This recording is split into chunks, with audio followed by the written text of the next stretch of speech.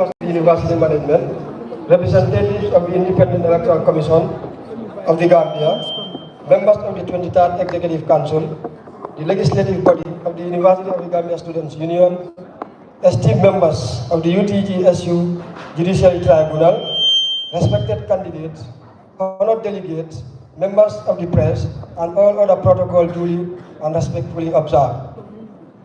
It is with profound honor, humility, and a deep sense of constitutional responsibility that I stand before you today as the chairperson of the UT Electoral Commission, Students' Union, at this historic Students' Union Convention, held under the timely and inspiring theme, a union for all, a future for everyone.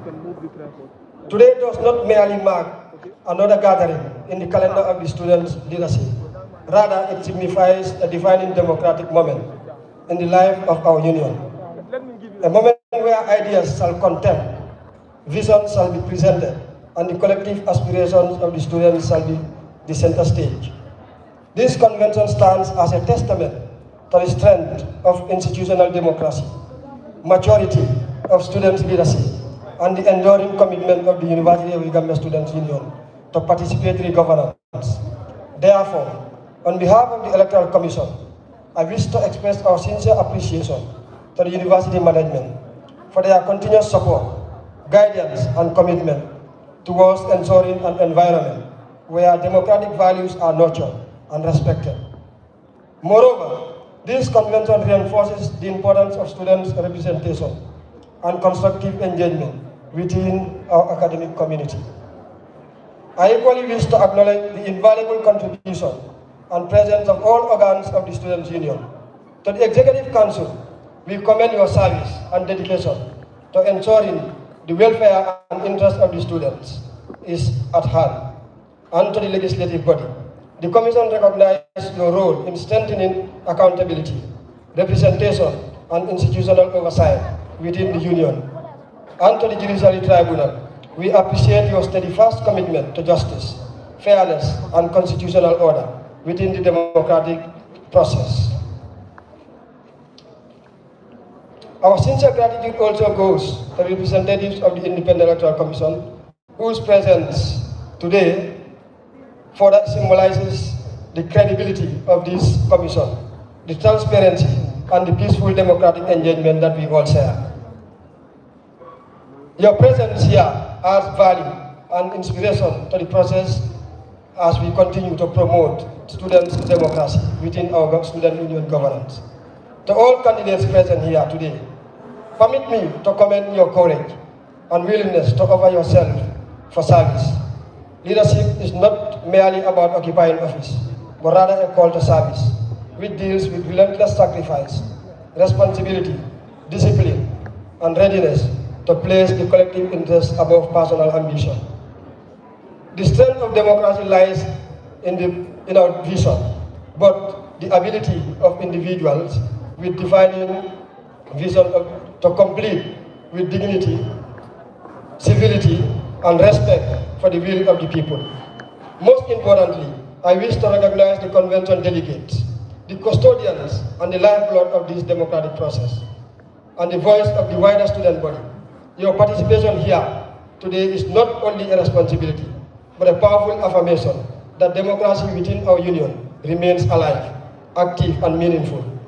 History consistently reminds us that strong institutions are built when delegates act not only on sentiment or pressure, but out of conscience, principle, and commitment to the future. As we proceed with this convention today and the elections scheduled for tomorrow, let us remain guided by unity, tolerance, maturity, and respect for democratic values. Let us engage one another through ideas and policies rather than hostility, broad, and division. The future of our union must never be sacrificed or altered for personal interest or political bitterness. This convention must therefore serve as a platform for constructive dialogue, visionary leadership, and collective purpose. For at the heart of this theme lies a profound truth. A union that works for all students inevitably builds a future that benefits everyone. May this process be peaceful. May it serve the best interest of our union. May it be credible. and above all, may it reflect the democratic aspiration of the students of the University of the Gambia. With this remark, I officially welcome you all to the University of the Gambia Students' Union Convention. Thank you. Thank you very much, Mr. Chairman. Now on the agenda we have the rules, the remarks, or the rundown of the convention rules by the Secretary General of the Students' Union Electoral Commission. Please welcome the Secretary General, Honorable Sierra Bujiba.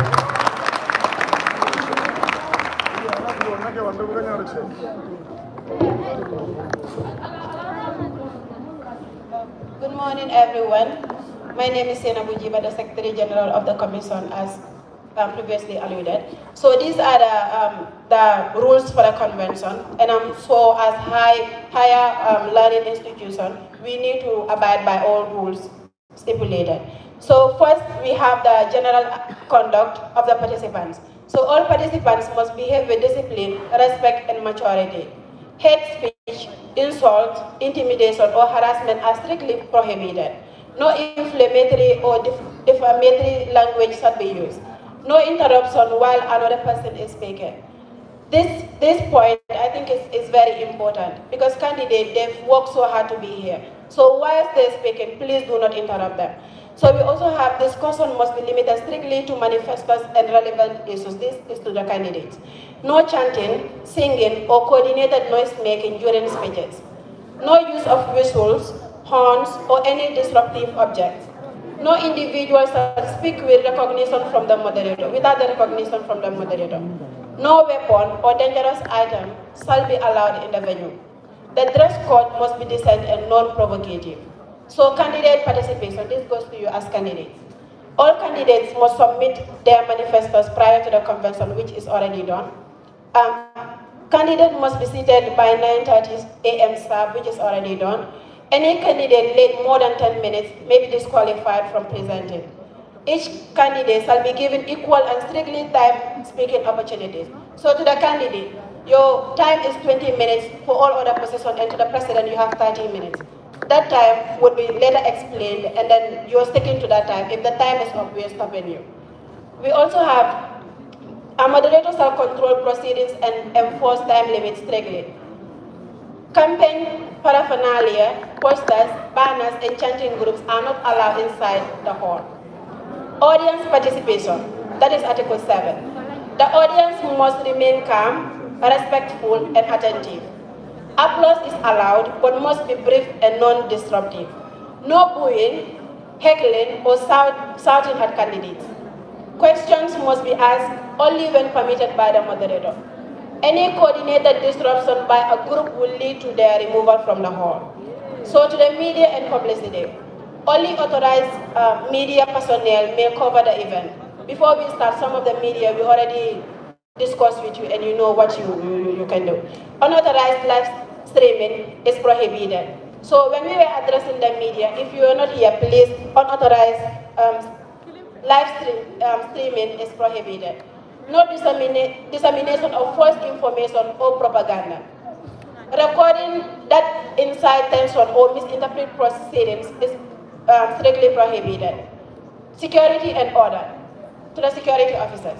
Security officers and designated marshals shall be stationed at the venue. All attendees may be subject to security check before entry. The Commission reserves the right to deny entry of any disruptive individual, meaning we call for this convention and we have the right to stop whosoever we want to stop. Entry will be strictly controlled, no overcrowding will be allowed. Re-entry after exit may be restricted to prevent disorder. Any attempt to incite violence or chaos will result in immediate removal. Compliance and penalties, that is Article 10. Violation of this regulation constitutes an offense. The Commission may impose first warnings, removal from the hall, suspension from participation, disqualification of candidates. Security personnel may enforce immediate removal when necessary. Decisions of the Electoral Commission shall be final.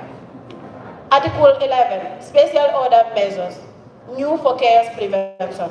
Sitting arrangements shall be strictly enforced. Candidates, delegates, and general audience separated, which we already did.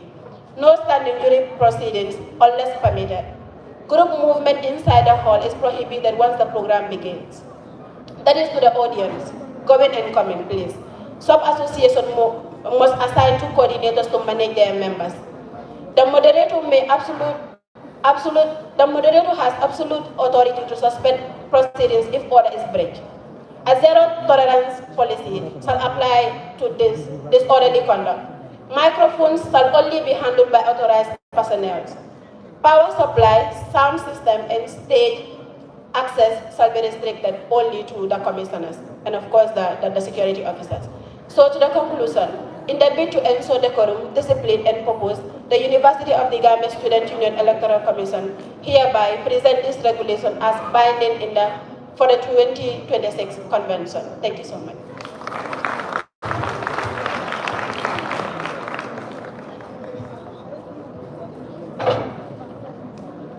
Thank you very much, Honorable Senator Jiba. It's very, very important. I will add on to the rules. To the candidates, you have 20 minutes to present your manifestos to the students. 20 minutes. In that 20 minutes, we have 15 minutes. That 15 minutes you have for the candidates, for the convention delegates. The 5 minutes is for the question and answers. I believe that is clear. You have 15 minutes. If any candidate wishes to be introduced by anyone, you are highly welcome, and you can be given 1 minute for that introduction, and the 14 minutes you present your manifestos. So you have 15 minutes in all. I believe that is clear. Thank you very much. Now we move to the policy debate. The debate rules. This debate is to help students understand your policies and make informed decisions. I believe that is understood. So listen to them and know what they have for you. If these candidates need anything from you today, it's your undivided attention. If any candidate is on the stage, we maintain decorum. No one shouts while candidates are speaking. Please, let's make this very, very clear. Questions should be based strictly on policies, no personal attacks. We are all grown-ups. And as I mentioned earlier, the Constitution binds us. So please, the questions should be based solely on the policies. I believe that is clear. And time will be allocated, as alluded. If you have 3 minutes before time, you will be informed, right? So no interruptions when the speaker is on. That goes to the convention delegates. When the speaker is on, no one interrupts them, please. Let's allow the flow. The students may ask questions based on the policies. You will be given the opportunity to ask questions. So we prefer you write your questions, and we cannot take all the questions, of course, but we will take some questions and address, and the convention, the candidates will address it. So thank you very much. We begin. Mr. Chairman.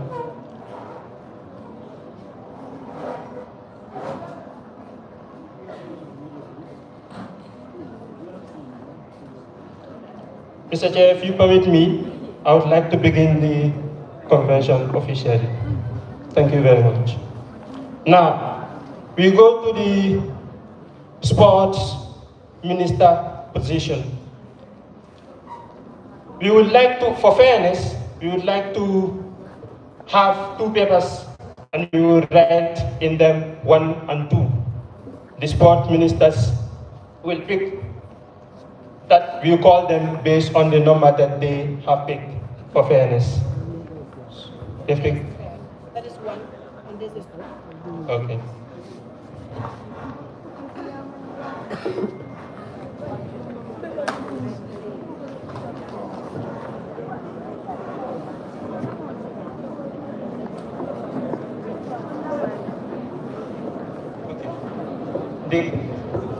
Okay. The sport minister candidates, can we please have you on stage?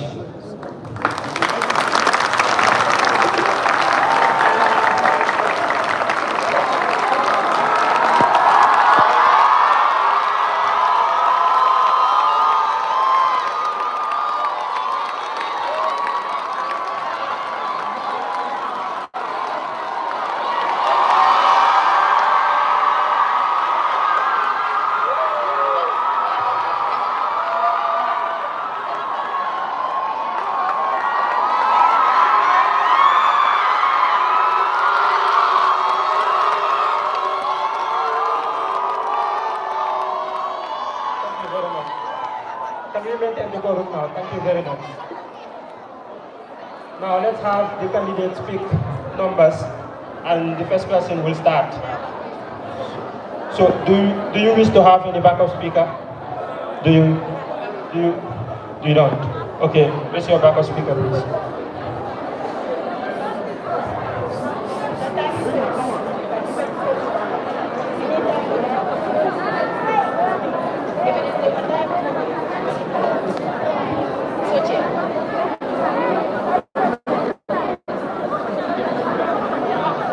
One other.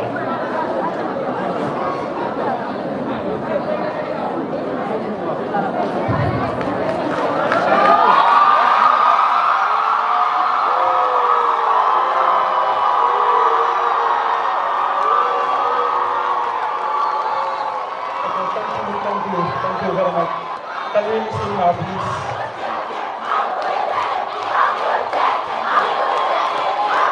Can we maintain the quorum, please? Let's maintain the quorum, please.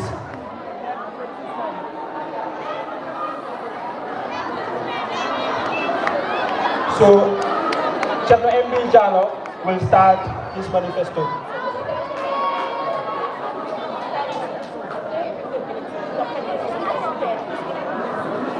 Yeah, of course, I've made that clear. I hope I made that clear. The backup speaker's time is in the time that is allocated for you, in the 15 minutes.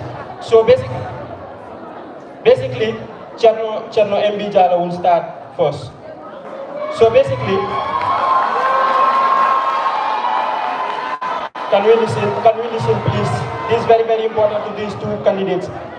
Each candidate has 2 questions to ask your opponent. And we will have 2 questions from the convention delegates.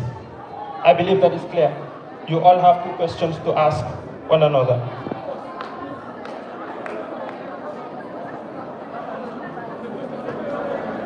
Yeah. So, thank you very much. Cherno, you will be given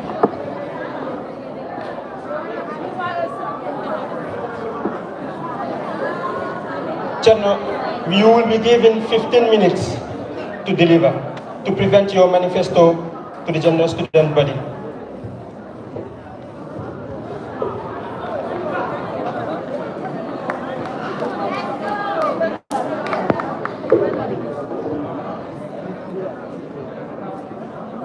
In the beautiful words of Gian Infantino, sports is the only universal language that is able to unite us, regardless of our culture, origin, and gender. Today, I stand here with immense pride and purpose, not just as a candidate, but as the right person for this post. Good day, everyone. My name is Chairman MB Jalo, a final year computer science major, and the current sport minister in the School of ICT, where I serve as a sport committee member in the 10th Executive Council. Fellow students, within the University of the Gambia, I am a current committee member of the UTGSU Gender and Health, where we achieve 14 policies under the leadership of Victoria. Fellow students, I'm talking about experience. I serve in the committee member of Ludwig Silva under the 22nd Executive Council. Fellow students, outside the University of the Gambia also, I am a current committee member of the Serekunda Sport Development Organization, which is called SESD. This is experience. But my track record will not benefit you. These are my accolades. As I always tell people, track record without impact, it is null and void. So it just isn't justified. It would not be normal if I don't tell you the impact that I have made in the University of the Gambia. When you come to impact in the University of the Gambia, I am the first sport minister, the youngest sport minister that collaborated with the UK-based association to empower women through sports. Convention delegates. Through that initiative, I was able to bring the best capability that represented us at the Vice Chancellor tournament. Fellow students, under my leadership, I was the first sport minister that initiated the first ITCA League, where we scrutinized and scouted players that represented us at the Vice Chancellor tournament. Listen, they represented us as the Chancellor tournament, I've knocked out one of the biggest schools where my opponent served as a deputy for the first time in history. Convention delegate. Convention delegate. The time I was elected as a sport minister in the School of ICT, I ended up serving from the islands of Banjul down to the rocky lands of Faraba. When I was elected as a sport minister, I brought up 8 policies, and I was able to implement all those 8 policies, where I was rated excellent per audit. Convention delegate. Without going a lot of sound, I would like to go through the rundown of my policies. Policies that are achievable, policies that are attainable, policies that are innovative, policies that are measurable, policies that are time-bound. Convention delegate. First of my policy, I have built strategic partnership with sporting institutions. Next on my policy, I have introduction of the first ever virtual tournament in the University of the Gambia. Third on my policy, I have the digital transformation of UTG sport. Now let's look at these policies. Are these policies not innovative? Am I not to innovate you champion of the University of the Gambia? Third on my policy, capacity building training on coaching and officiating. Fifth on my policy is sport diversification and inclusion. Sixth on my policy is rebranding the Vice Chancellor tournament and the knockout tournament. 7 on my policy, the gold policy, the positive policy, which is saying UTG sport excellent goal. Now we're going to build this strategy in partnership with other sporting institutions. The main factor that is hindering the development of the University of the Gambia is lack of technical support, inadequate materials. On this policy, I would like to collaborate with the Serekunda Sporting Development Organization to strengthen the development of sport in the University of the Gambia. They will provide technical support and also coordinate our events during the UTG sporting events.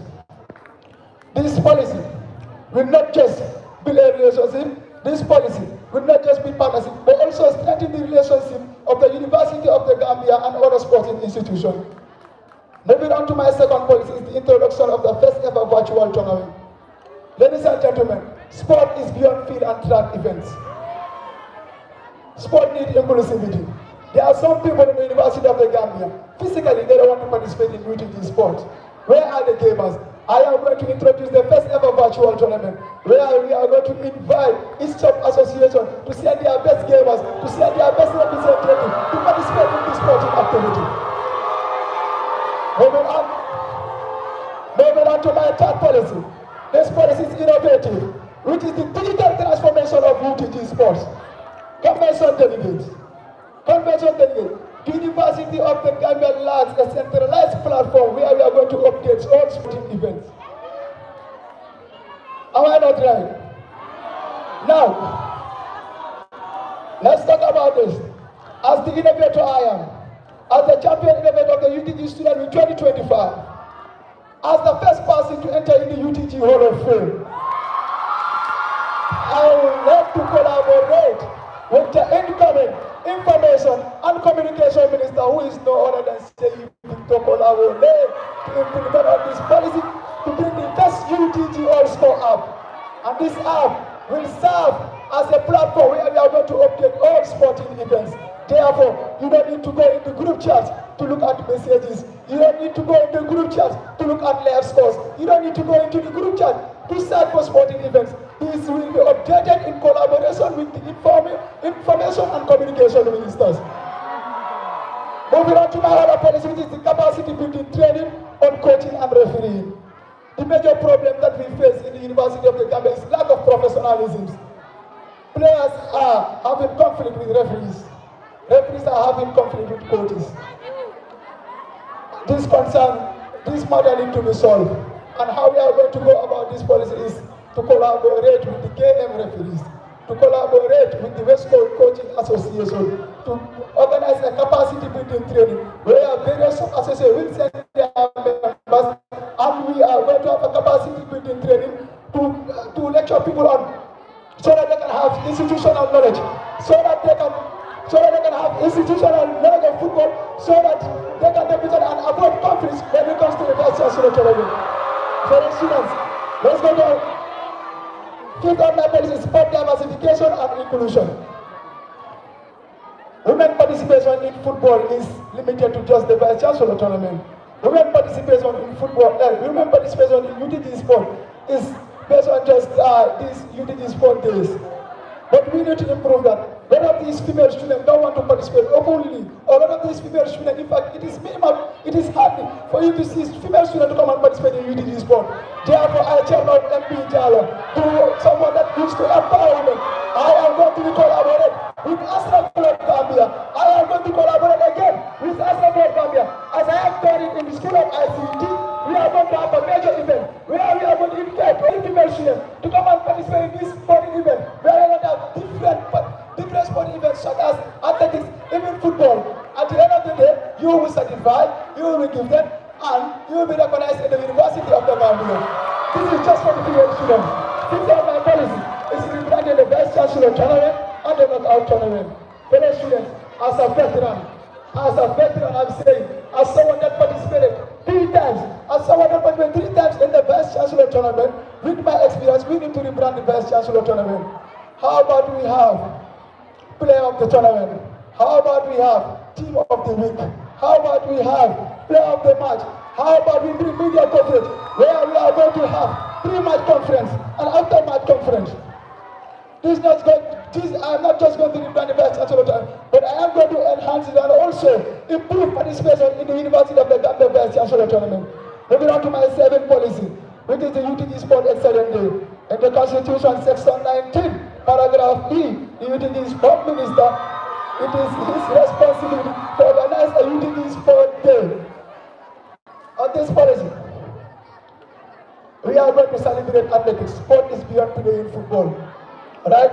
Sport is beyond playing football, and we are going to participate in athletics, both field and track events. Each sub-association will send their members to come and participate on this activity. And this will not just be a mere participation, but also to build a relationship, to strengthen the relationship between sub-association and university students. Therefore, I conclude on the saying of my Honorable President here, who is no other than Usman Balajan will say,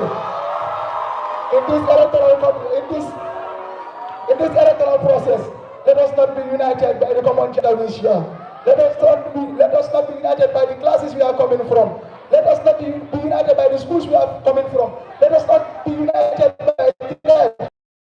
That will not solve our problem. The gender will not solve our problem. The only thing will solve our problem is we come out together and to solve the University of the Gambia problems, inshallah. And thank you all.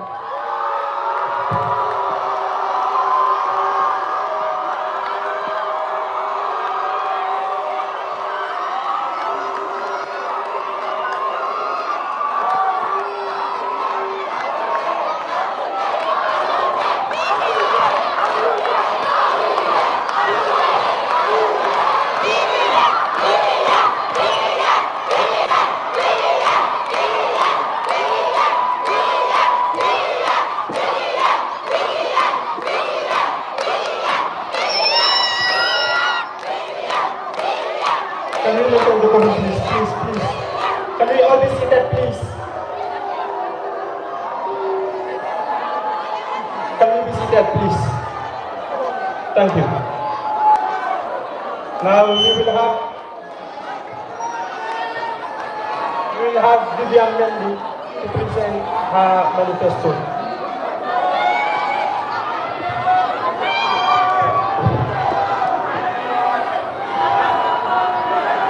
Ladies and gentlemen, the time for a female to lead our sport has arrived, and now is the time. Simon once observed that women are not just destined for margins of power, they are truly capable of shaping it with reasoning, courage, and vision. Ladies and gentlemen, I'm about to unveil to you the woman who has successfully led the sports of Mahar Senior Secondary School with distinction. This woman also is a player for Greater Banjul, Greater Tomorrow, a 4th division club in our football. And this woman also serves as the Secretary General of Future Star, now that plays in the highest level of our football in this country. Ladies and gentlemen, this is not just all. This woman transcended to the University of the Gambia, where she captained one of the biggest schools, Sosa football team. She also rose through the ranks. She served as a committee member of the Sosa 18 Executive Council and also served as a committee member of the Sosa 19 Executive Council and also transited to becoming a deputy sport minister for Sosa 20th Executive Council. This demonstrates commitment, it demonstrates competency, it demonstrates consistency and progressiveness as she also moved to her achievement. Ladies and gentlemen, Vivian was the runner-up for the Vice Chancellor's Football Tournament of the UTGSU in 2023. This is not all. Vivian also was the Super Cup winner for the Vice Chancellor's UTGSU Football Tournament in 2024. Vivian again was the runner-up for the Vice Chancellor UTGSU 2025 Football Tournament and also the runner-up for the UTGSU Super Cup Vice Chancellor Tournament. Ladies and gentlemen, a round of applause as we welcome Vivian to the podium to make a statement. A round of applause.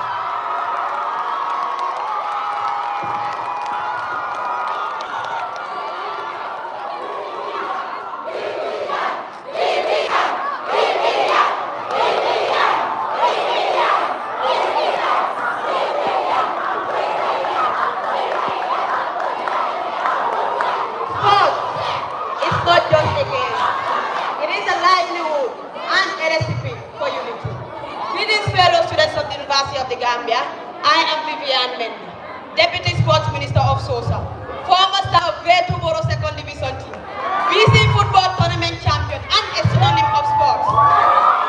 Ladies and gentlemen, true champions are not defined by their gender. They are defined by their passion, resilience, and commitment to excellence. As far as this year's sport minister position is concerned, I'm the only sport minister candidate that embodies this quality. As both a sport administrator and an athlete with 4 constant years of direct involvement in UTG sports, I understand the challenges and opportunities within our sports ministry. Fellow students, my opponent here said he was the first sport minister to introduce a female team in ITCA. Can you please help me ask him, where is the female team now? What is innovation without sustainability?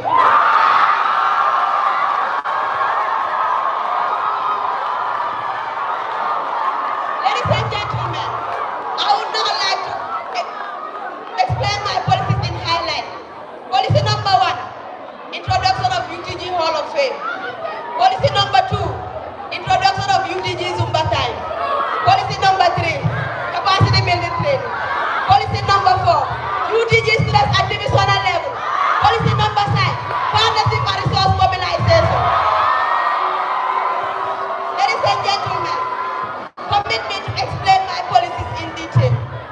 Introduction of UTG Hall of Fame. Recognizing excellence inspires greatness.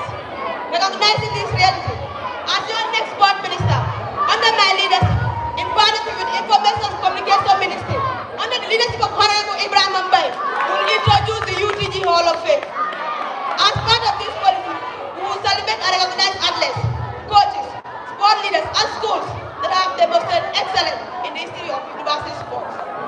By honoring of these individuals, the Sport Hall of Fame will serve as a source of inspiration for new and continuing students of the University of the Gambia to strive for excellence in sport and leadership. Policy number 2, introduction of UTG Zumba time.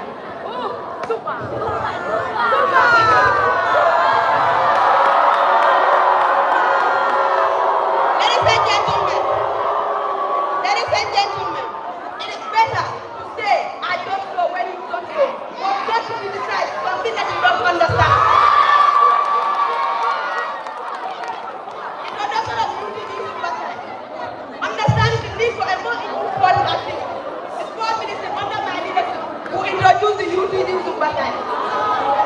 This initiative will establish a public fitness and wellness program in collaboration with studio centers to promote physical activities. more fun, inclusive, and engaged way. This initiative recognizes that not all athletes or students are interested in highly competitive sport like football, basketball, and athletics. Some students prefer activities that are more relaxed yet help them stay fit and healthy. Zumba provides a fun way of exercise by combining both dance and fitness, making physical activity both accessible in a more fun and engaging way. Policy number 3, capacity building training.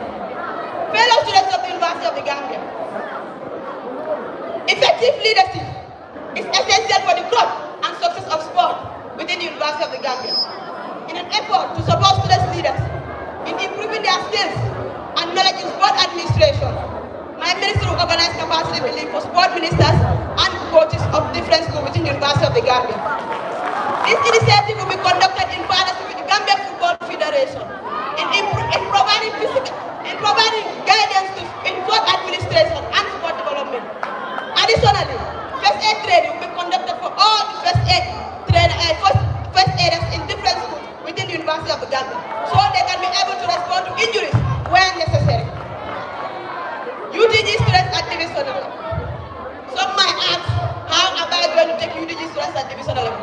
As a former player of divisional level with connection, I am going to bridge that gap between UTG students and divisional teams. In an effort to promote or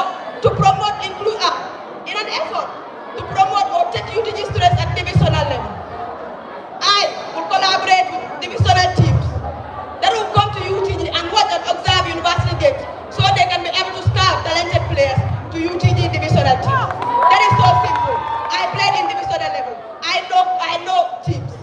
I'm not just a woman, but a woman. Jigen Jamra. Partnership and resource mobilization. The interest of the University of the Gambia. Sport development often requires significant financial and resource mobilization. Understanding this reality, my ministry will prioritize partnership and resource mobilization to support sport activities in the university and programs. The union cannot undertake this responsibility alone. Therefore, when voted in, I'll work in collaboration with my president, Ismail Fadera. And the only unopposed Secretary General, Mohammed Bakar, to identify potential partners so they can be engaged in these areas of collaboration and support. A key figure in this area will be the UTG Director of Sport, who I have been engaged since when I was identified as a candidate. The UTG Director of Sport, who also serves as Secretary General of Gambian National Olympic. With this connection, together with that of the rest of the council, we will be able to develop meaningful partnership for sport development. In conclusion, fellow students of the University of the Gambia, I serve as the Deputy Sports Minister of SOSA and the captain of SOSA female team, the only captain that awarded SOSA a trophy, and taking them to the final back to back. Beyond the University of the Gambia, I play for Great Tomorrow Second Division team, which is not just a Yifi-Yafa league. In conclusion, students of the University of the Gambia, this year, the conversation is not about whether the candidate is a man or a woman. It is about who's more competent, passionate, experienced, and exposed. Therefore, vote me as your next sport minister, and we rejoice excellence. Thank you.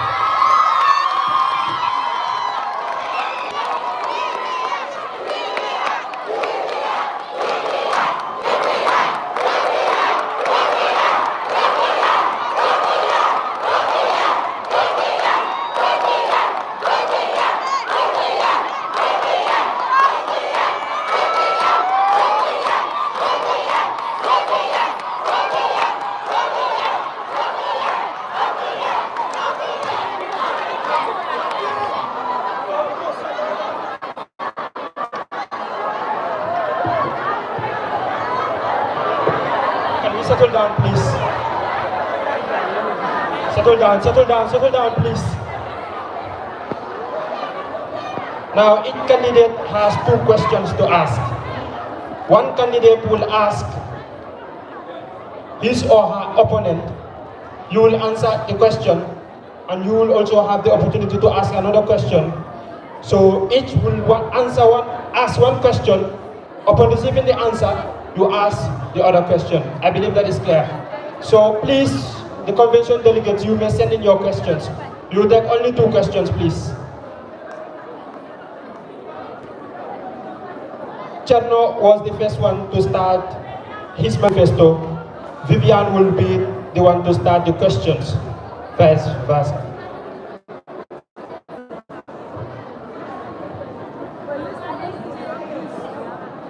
Mr. Cherno, in your manifesto, you identify that female participation is low and limited, male to football. However, please listen carefully because I don't want to repeat myself again and again.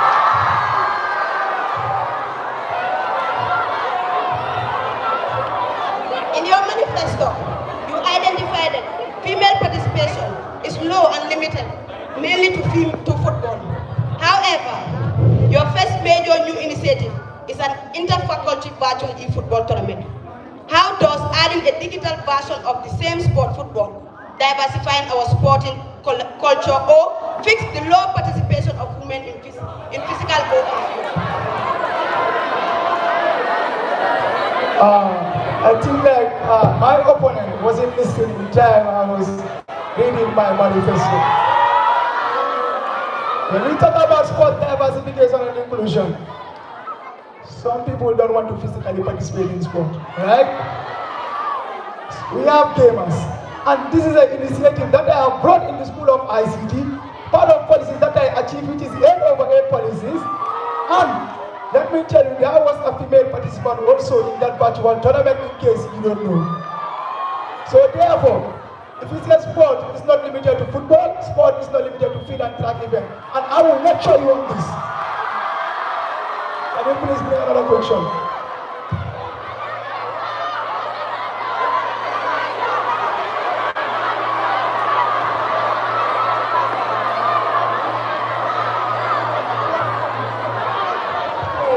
So please, let me remind you all. You ask your question. Go direct to the question. Be precise, please. And now, 1 minute for the question and 1 minute for the answer, please. I believe this is clear. Right? So you ask your question in 1 minute. You ask your question in 1 minute and you will give the answer in 1 minute. It starts now. My opponent track records are just limited to football. And I am proud of her. She's a footballer. She played in the 2nd division league, right? Now, can my opponent, I and my opponent attended the same training on refereeing and coaching, which she was there. Can you please tell me, Miss Vivian, what is the meaning of dog show in football?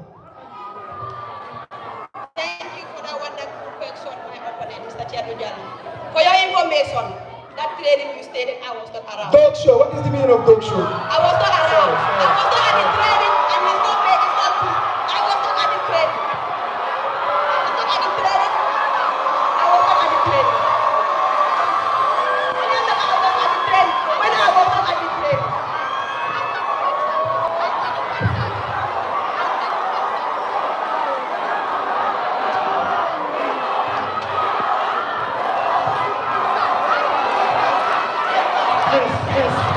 Let's maintain the quorum, please. Can we maintain the quorum, please?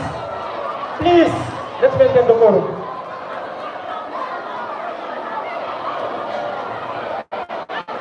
You asked the first question, right? Now you should ask the question. In 1 minute, ask your question, and in 1 minute, you answer the question. Please, and convention delegates, please, let's give them the room to ask their questions and answer, please. Let's maintain the quorum. Mr. Chairman, as a sport administrator that you claim to be, can you please name me the 4 components of sport administration? Asking me the 4 components of sport administration. Name them. As the sport administrator, in fact, it will be an embarrassment if I don't know this. Allow me to lecture you on this.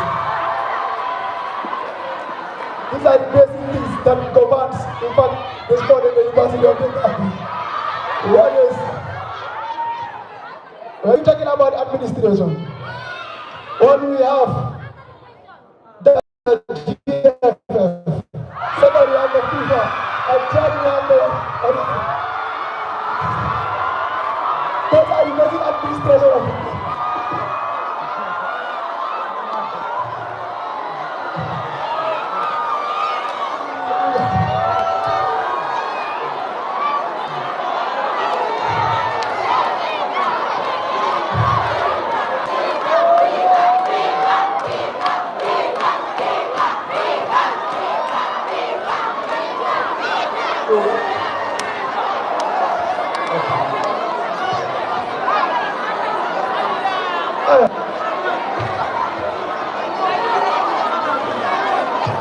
Ask only one question.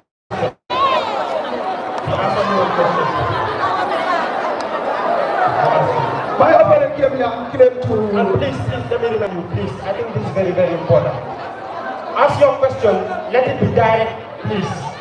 And give a precise answer, please.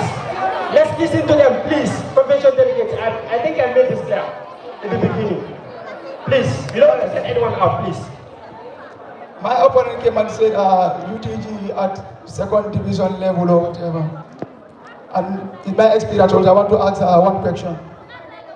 When a student is selected, listen carefully, how will you ensure they will attend regular training and attend their matches without affecting their lectures and academic performance? Can you please answer that question? Mr. I want to remind you that you have university students that are in the divisional level, and it doesn't affect their schooling.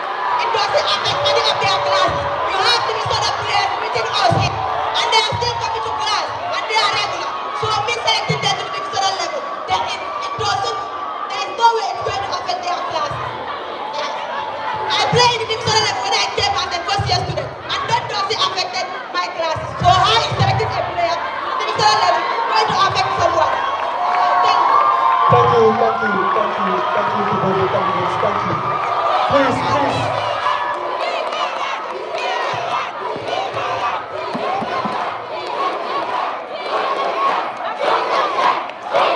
No, please. There's a question. You have received questions. And the question I received goes to Vivian.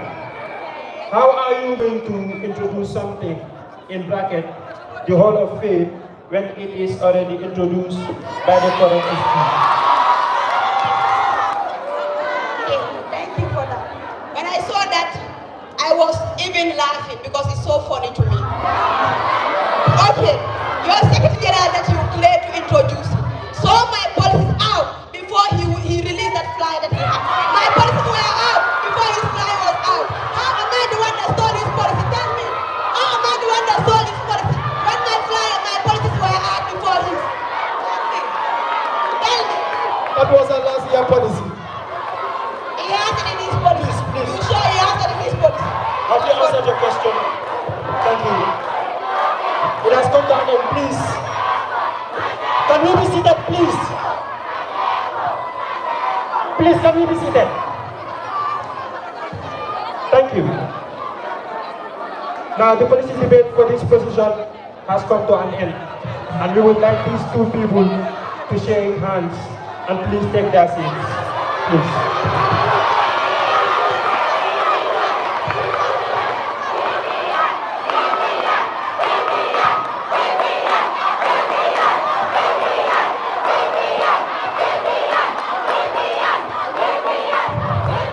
Thank you very much.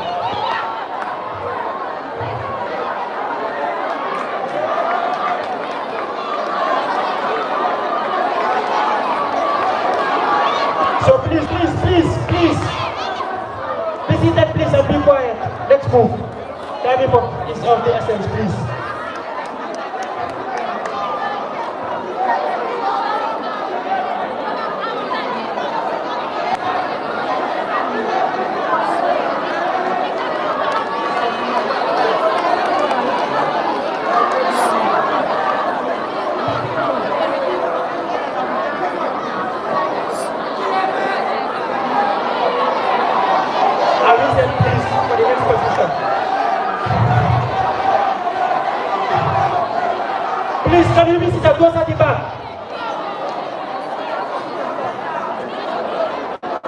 Now we move to the candidates for Agric and Environment Minister.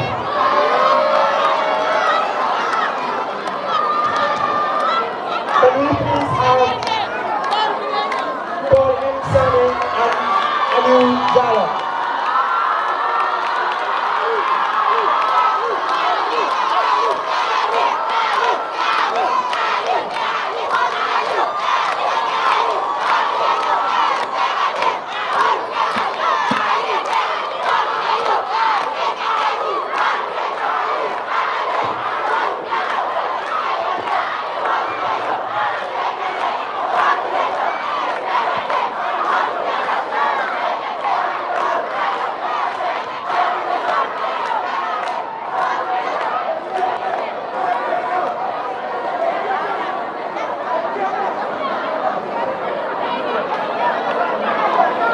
So Mr. Paul Sane is going to read his manifesto.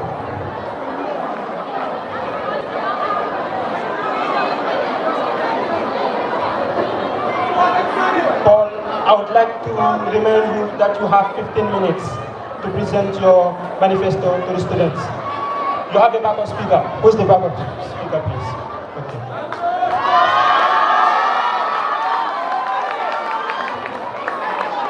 So in total, you do realize that you have 15 minutes, right? Okay, thank you very much.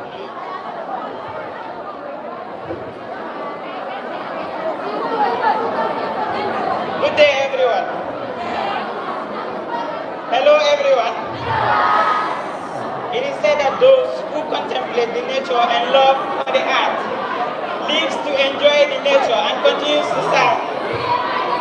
Today, I stand to introduce someone who embodies the power of service, who has been into leadership and is here to serve and continue to lead.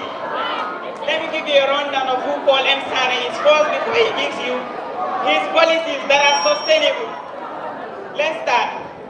Paul M. Sane is tested, trusted, and experienced. From the roots of Kiti down to Botrop, he's continued to lead. Let us continue with his leadership.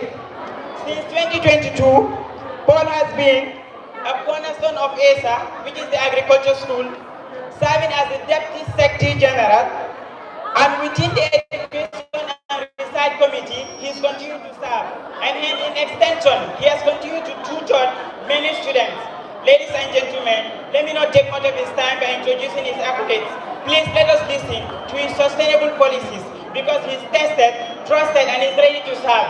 He does not only need this position in leadership because he has been doing it.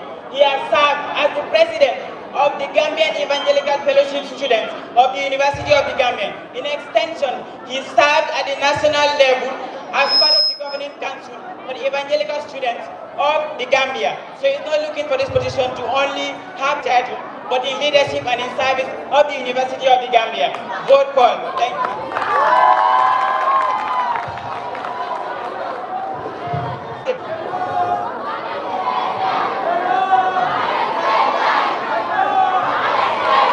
Hello. Hello. Thank you so much. I want you to give me decorum in this house. Fellow students, when we nurture agriculture, we secure our food. And when we protect the environment, we secure our future. Good day, fellow students. I am Paul M. Sane, a personal student of agriculture and environment, and a firm believer that the future of our university, UTG, and the Gambia at large depends on how well we care for the land that feeds us and the environment that sustains us. Over the years, I've built strong leadership experience as well as enhanced my practical skills in agriculture. I've served as the Deputy Secretary General of the School of Agriculture and Environment, and subsequently an active member of both the Education and Research Ministry and the ESA Research Directorate.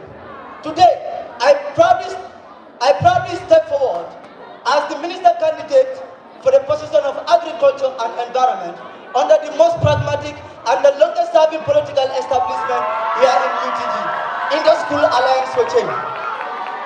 As a student who has been in the University of the Gambia for 4 years, I have observed key challenges in our agriculture and environment sector, challenges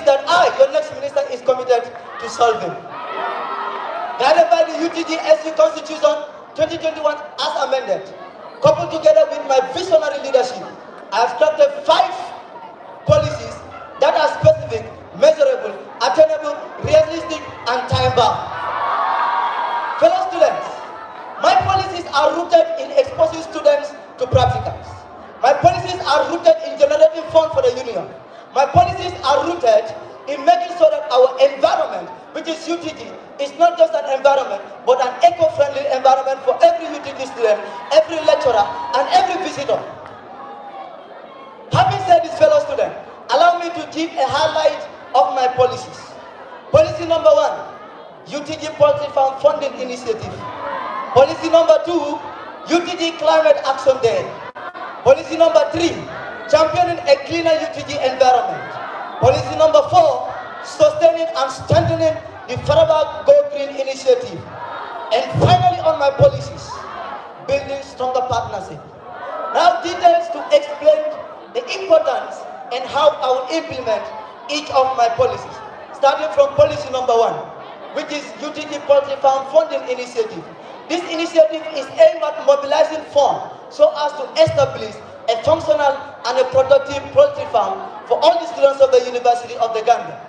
Cognizant of the fact that there are many funds, funding opportunities at the Ministry of Higher Education that are meant for the youth groups and women. Why should we sit as students and fold our hands and not tap into those funds? As your next minister in waiting, I'm going to collaborate with experienced students, lecturers, to make sure that we come up with a solid business proposal so as to tap into this fund, to use it to establish a farm that will serve as a learning center for the students, generate funds for the student union, as well as make sure that the environment is clean. Fellow students, on to my second policy, which is UTG Climate Action Day. You will all agree with me that climate change is a global phenomenon that continues to raise concern worldwide. That is why World Bank can spend millions of millions because of climate change. And as your next minister, I'm not going to neglect the climate change aspect. This brings me to my second policy, which is the Climate Action Day. This is an initiative that is going to bring students of the University of the Gambia together from across all faculties to mainstream discussions on climate change and mitigation mechanism. The quality of the life that we live to a certain degree is determined by the quality of environment we find ourselves. And as university students, we should not neglect our environment. Instead, we should pioneer discussions, we should pioneer innovative measures, as well as sustainable practices in order to mitigate environmental climate change. On to my third policy, championing a cleaner UTG environment. Fellow students, according to the UTG Constitution 2021 as amended, Section 18, Paragraph 2, Paragraph B states that the Minister of Agriculture and Environment will be responsible of supervising and organizing environmental activities in the university and outside the university. And as your next minister, I will not neglect your environment. I will not leave your environment clean. I will make sure that I organize cleansing exercise to make sure that we have a clean, healthy, and an eco-friendly environment. Fellow students, not just that, because I'm going to promote or sensitize for students to dispose waste properly. And in doing so, I will not do justice to you, the students, if I don't secure trash bins where you can easily dump your trash, the trash that you are having in your hands. As your next minister, I'm going to collaborate with my incoming Secretary General in the presence of Mohamed Ba to make sure that we collaborate with Brikama Area Council, Kanifi Municipal Principal, and the Banjul City Council to make sure that we secure trash bins where you, the students of the University of the Gambia, will not find it difficult to dispose your trash. Furthermore, on my policies, the fifth policy, I want to highlight that there is no institution that is an island. There is no institution that stands alone. And therefore, leadership must be a continuation. Building stronger partnership is essential as far as achieving of most of our policies is concerned. In the previous ministers, the previous ministers, in the presence of Honorable Ramatulai Jallo and Honorable Ablai Dabo, they have had memorandum of understanding with institutions like TIGA, that is Turkish Cooperation and Coordination Agency, and Plastic Recycling Gambia Limited. As your incoming minister, I will not neglect this memorandum of understanding. I will make sure that I will work with my Secretary General to make sure that we revisit this memorandum of understanding and strengthen them, so that whatever gain that is going to come out from those memorandum of understanding will be used to the betterment of the students of the University of the Gambia. Furthermore, on this policy, fellow students, I will also lobby for more partnership, because the more we have partnership, the higher chance we have to fulfill our policies. In conclusion, fellow students, the position of Agriculture and Environment Minister does not just need any leader, does not need any riffraff. It needs a leader that is experienced, a visionary leader, a leader that is action-oriented, and then a leader that is ready to bring sustainable action into place. And I, Paul Modusana, I have lived this life over the years. If you give your vote for me, I'm going to make sure that these things are implemented to the betterment of every student of the University of the Gambia. Vote for Paul M. Sane, vote for Team Alliance for Change. Thank you so much for your kind attention.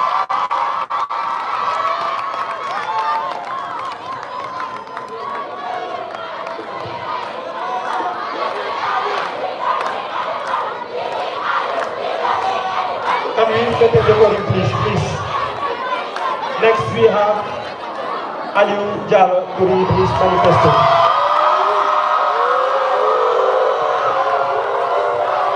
Please, let me remind you, please, bear with me. This is not easy for the candidates, please. It is really not easy, and they have messages for you. Please.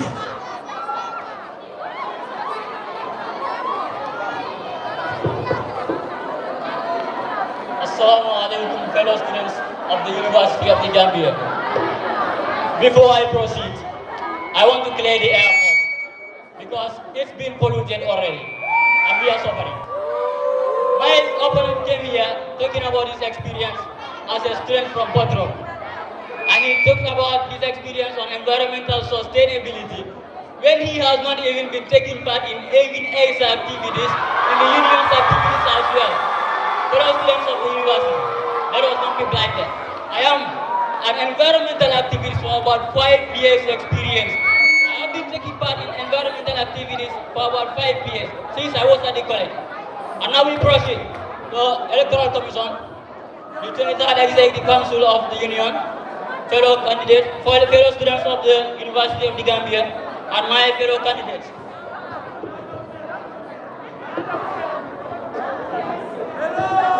And my fellow candidates of the most progressive camp of the University of the Gambia. Fellow students, as a returning student, because it is evident that everyone here recognizes Aliu Jallo. What brings me back is not for the position that my opponent is here for. What brings me back is my passion for agriculture and environmental sustainability, my dedication to what I do, and my readiness to serve you as fellow students.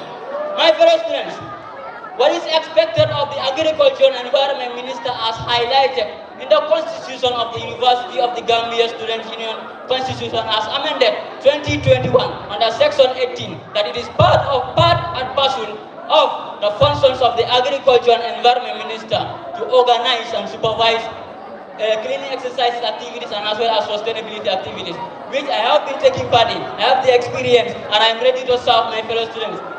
Secondly is that he or she should be the custodian of the union farm. How can you be the custodian of a union farm when you do not even have a bed to manage? And I here tell you that currently I manage my own garden. So without wasting more time, I will take you through the solutions that I have for you as an aspiring leader, not as a candidate, as a representative and not as someone seeking for positions. Fellow students, I have with me 5 solutions to the general problems that we face when it comes to the agriculture and environment position. First of all, my policies I have is a campus awareness campaign. Second is collaboration across faculties. Third on my policies is empowering students through agripreneurship. And some people will ask, why agripreneurship? It's because I am a certified agripreneur. I have the certificate of agripreneurship, and I know well-known food processors within the country that can help. Third of my policies. Now going forward, my policy is a sustainable and vibrant agric farm. Finally, is a do-it-yourself waste management. Fellow students, allow me to take you through my policies. But before that, I will tell you, I would like to introduce myself. Fellow students, I am Aliu Jallo from the School of Agriculture and Environmental Sciences. I am for the position of Agriculture and Environment, the only candidate that is fit for the position of Agriculture and Environment, because I am currently the Secretary General of West Coast Food Processors. Fellow students, I am an environmental activist for about 5 years. My fellow students, I have served in the ASA Council as the tutorial chairman for the School of Agriculture and Environmental Sciences, where he said he was a tutor. I was chairman, where he was the tutor.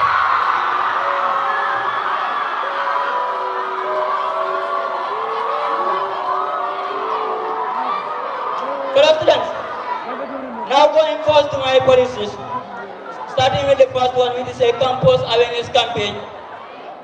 It is eminent that there are poor waste management system in the university and there is poor waste handling. Now what we intend to do when we are voted into office is to establish a student volunteer corps, which will lead in cleaning exercises and as well as sustainability activities within the University of the Gambia.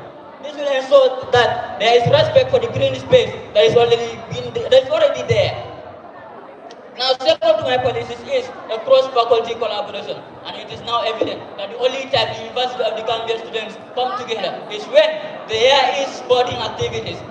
Now, what we intend to do now is to create partnership within faculties in the University of the Gambia and organize trainings on sustainable development goals that would ensure that there is teamwork and collaboration. Fellow students, now moving to my third policy, which is empowering students through agripreneurship. My fellow students, as I mentioned earlier, I am a certified food processor. Now, based on the problems that we face as university students when it comes to agriculture and environment ministry, but we lack agripreneurship within the University of the Gambia, that access to finance as well as training in making sure that they support the agriculture. Now, what we intend to do when we are voting into office, is that we will partner with the Gambia Chamber of Commerce and Industry that will provide learning for students, and I will also partner with renowned food processors that are within the country that will provide the training that is necessary, that will equip students with the necessary skills when it comes to agriculture.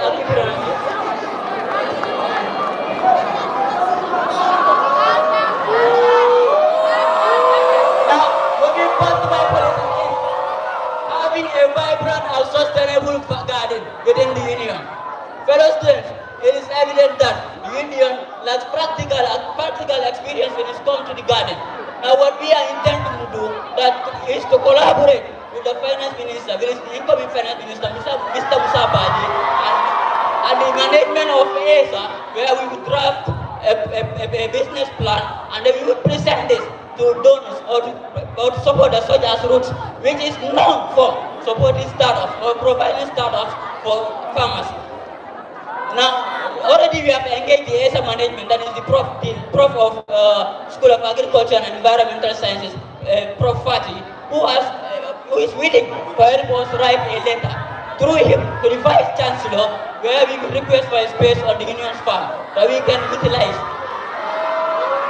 And this will ensure that the union's account is being boosted, and then the underprivileged students are also supported. Now, finally, on my policies.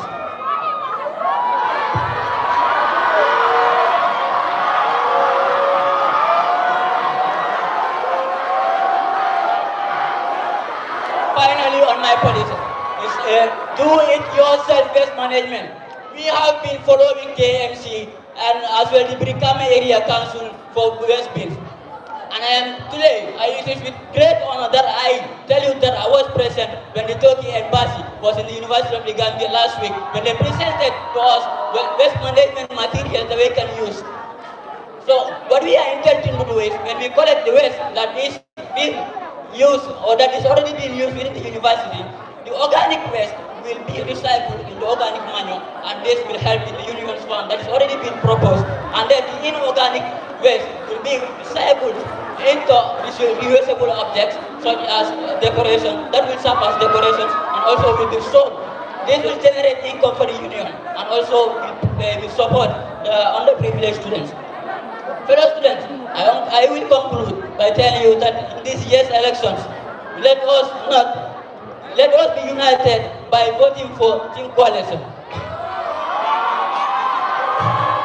Fellow students, in this year's elections, please let us vote for Team Coalition, which has been always there for fellow students of the University of the Gambia. That has been representing students when it comes to leadership. That is known for representing students.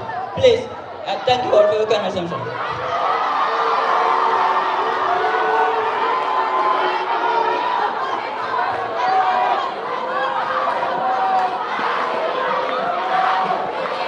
I want to make something clear here, please. Can we listen, please? Please. As alluded in the convention rules, there is no booing as far as I can remember. So please, let's not boo these candidates, please. Now they have both exhausted their manifestos. Now we will have the question and answer sessions. You started. Now we will give Aliu to ask this question, not more than 1 minute. And Paul, you will answer the question, not more than 1 minute. Please. And please, the questions is like the candidates, you're not following. Strictly to the policies, please, the questions. Let them be based on the policies, please. I believe that is clear. So please ask your questions. And we already have 2 questions from the delegate. Okay, in your policies, you talked about commemoration. Now I want you to tell me, what does commemoration solve? What problem does it solve when it comes to the Agriculture and Environment Ministry?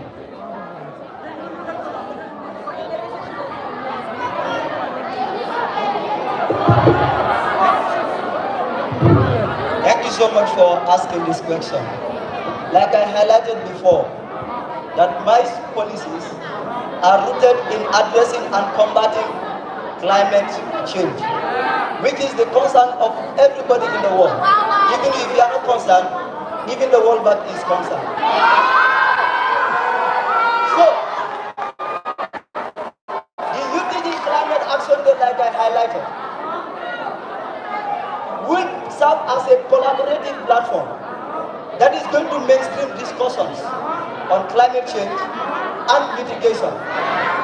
We exist as a community, university community, and then as a community, we are taught in cultural studies that we need to plow back to our environment. And without you knowing, there is no way that you can plow back to your community. So this discussion commemorating the UTG Climate Action Day, we are going to discuss about things about climate change and also reflect it back to the environment. Thank you. 1 minute has elapsed. So, Paul, ask your question in 1 minute, and Ali will answer the question in 1 minute.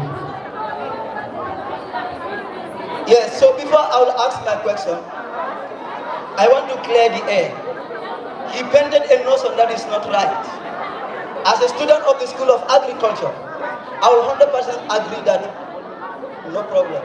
I will 100% agree that I did not attend 100% activities of the union, but I attend the activities of the union. So that was not true. My question is, fellow students, it is clear that my brother here does not have institutional understanding. He said that he's going to establish a volunteer corps that he is going to use to do his activities. What is the responsibility now of your committee? Because as a ministry, you have a committee. What is the essence of establishing that? It's like when I was reading my solutions to the problems that we face, he was not listening. Now, what I said was part of my ministry. That is why when I was speaking, I was using we. This voluntary corps is going to come from my ministry because ministry consists at least 10 people.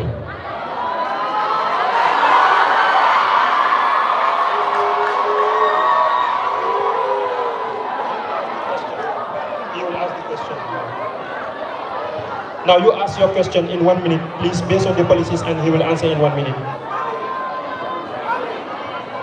Okay, you mentioned about having a poultry farm, which I believe with conviction that you do not have any experience in poultry management or even processing. Now, my question is,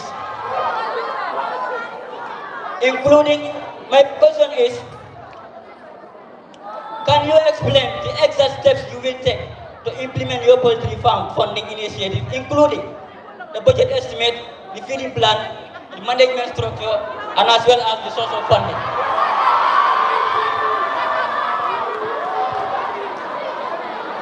Thank you so much for that question. Fellow students, I want you to listen carefully because this poultry farm funding initiative is so much important to me. He asked the steps that I'm going to do. You have me clear that I'm going to collaborate with experienced students. UTG, which is the highest learning institution, has the human capacity, has the human resource, both as the lecturers and as the students. So as your minister in waiting, I will collaborate with the students, collaborate with the lecturers to come up with a business proposal to access this poultry farm. When we access this poultry farm, we will go into building the poultry farm, and then it will be managed by the students and the lecturers. Thank you so much. My final question, fellow students, listen. The minister here is buying. No, he has. Yeah. Mr. Alim is vying for the position of agriculture and environment. And all the plans that he have about environment is campus awareness. What are you going to do with the dirty things in the campus? He has no plans for cleansing exercise. Even while he is raising awareness that you should not dispose waste anyhow, he has no plans of securing trash bins. What is your plans as the Agric and Environment Minister? You know, sometimes when you lack experience, you cannot even listen kindly. When I was presenting my policies here, that is my last policy, which is a do-it-yourself waste management system that ensures that waste is managed properly. And I said the organic waste will be recycled to manure that will be used on the proposed farm, and then the inorganic will be recycled into other usable objects and can be sold and make money for the union.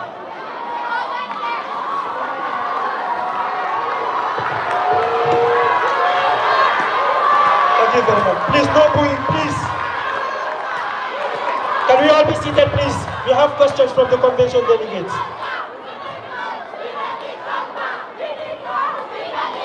Can we please maintain the quorum, guys, please? We have questions.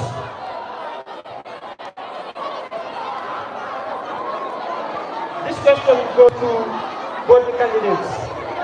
Since both candidates were serving before, my questions to them both is, what specific problem did you solve in your last role, and how did you measure success?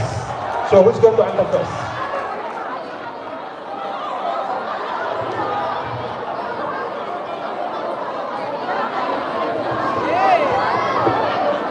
Okay, now he's asking, in my serving role or before, what specific problem did I solve in the last role and how I measure success.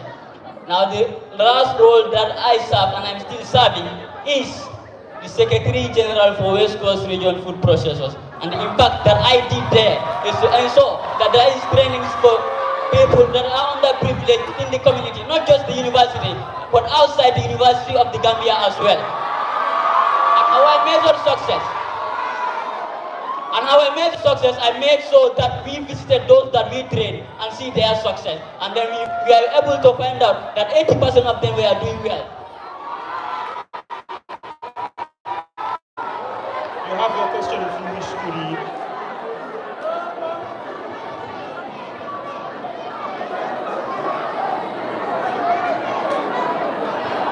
Yeah, so I want to understand because the question is vague. In a sense that, listen.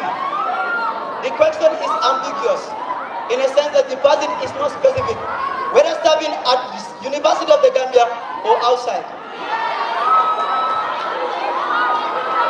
Yes, I want to know the specific. Is it at the University of the Gambia? Okay, so let's say that the question is asking the last role that I played. The last role I played at the University of the Gambia School of Agriculture and Environment is a committee member of the Education and Research Ministry. And then the success that I have amassed as far as my responsibility is concerned is that I have mentored so many students, as well as conduct tutorials for so many students to help their academics. You have another question, we are not done, please. Can we be seated, please? Now this question goes to Paul. These are the two questions we received. This one goes to Paul.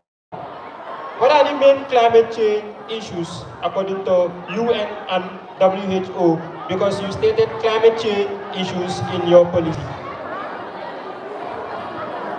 Yeah, so climate change issues are too much. I cannot exhaust them on this platform. But one, let us listen. One, all of us can attest to the fact that the rainfall pattern in the Gambia has drastically reduced over the years. That is one. Number two, the temperature has risen. If you are in Faraba, and then when the sun is hot, sometimes you don't feel comfortable to be outside because what? The climate is changing.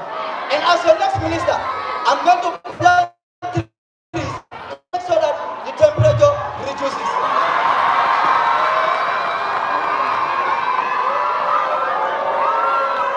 The session has come to an end.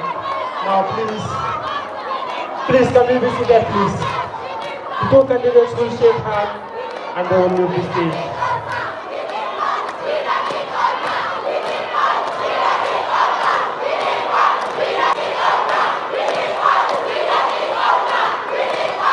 So please, can we maintain the vote, please? Please. Be seated, please.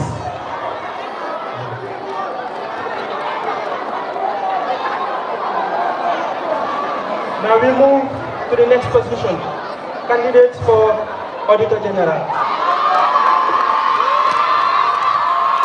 Now I will call on Aisa Tuba and Bakari Bay.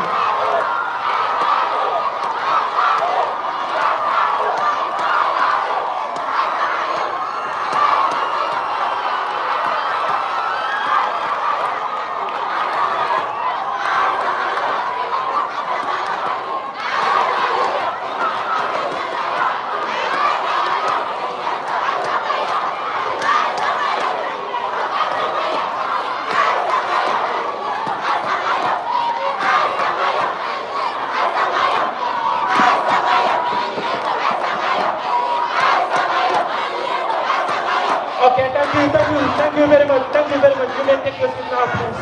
Thank you very much. Thank you very much, please. Take your seat now. Bakari Mbai will start and present his manifesto to you.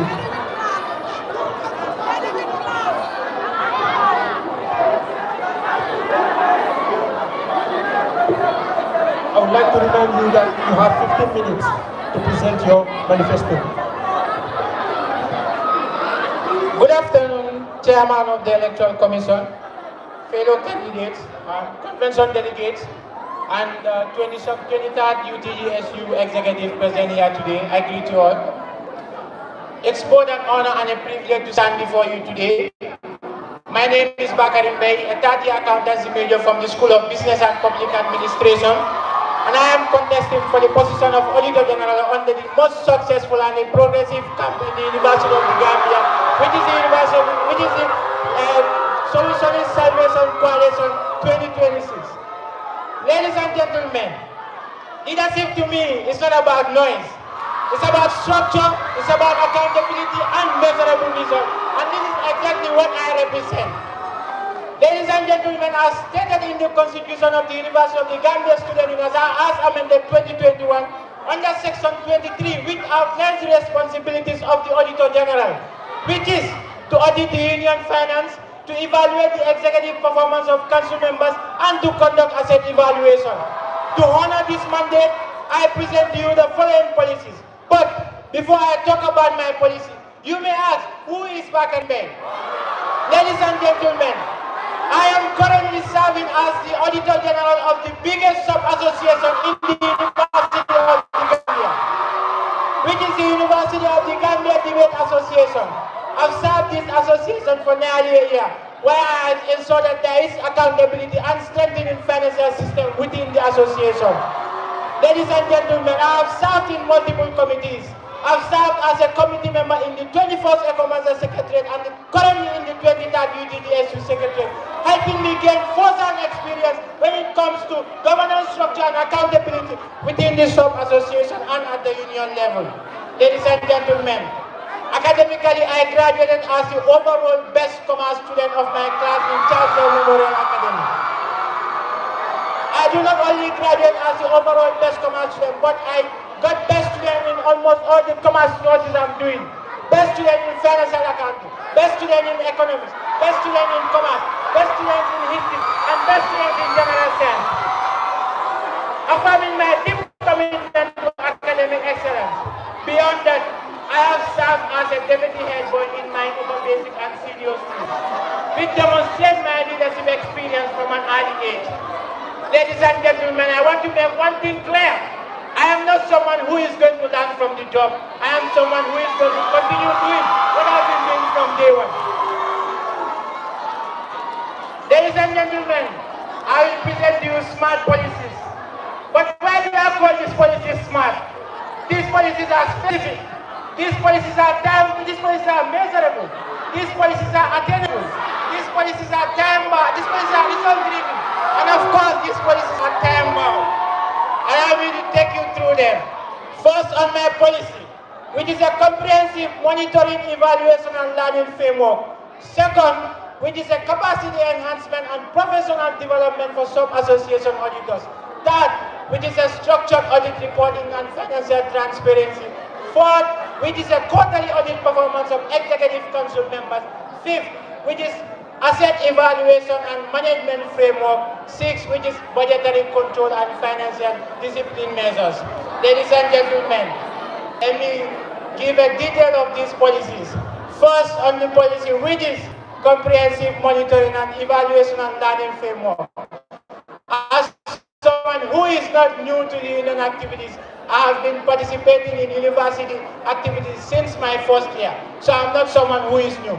UTGSU activities organize major events, and these major events generate and spend significant funds.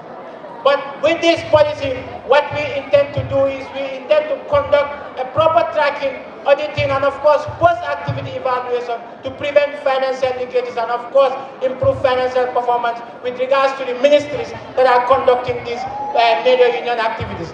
Second, on my policy, which is a capacity enhancement and professional development for sub-association auditors. I've been served at the sub-association level as an Auditor General, and I've known colleagues that are serving as an Auditor General in their sub-association. Well, not all auditors have the same experience when it comes to auditing. I am studying accountancy, that's my field, but others are in other schools that the field that they are studying does not match the domain that they are vying for. So with this policy, we intend to conduct a training of sub-association so that they can audit their sub-association well, and of course following the recognized accounting standard. You may ask, how do we intend to do this? We intend to invite former union auditors to train them on the auditing framework, and of course not only that, but accounting software that are going to help them effectively audit their sub-association. That on my policy, which is structured audit reporting and financial transparency. Ladies and gentlemen, as University of the Gambia, as university students, usually audit reports are prepared during Congress. But with this policy, I intend to work in collaboration with the incoming finance minister, who is Honorable Musa Abadi. With this policy, we are going to ensure that there is an audit report after every major activities of the union.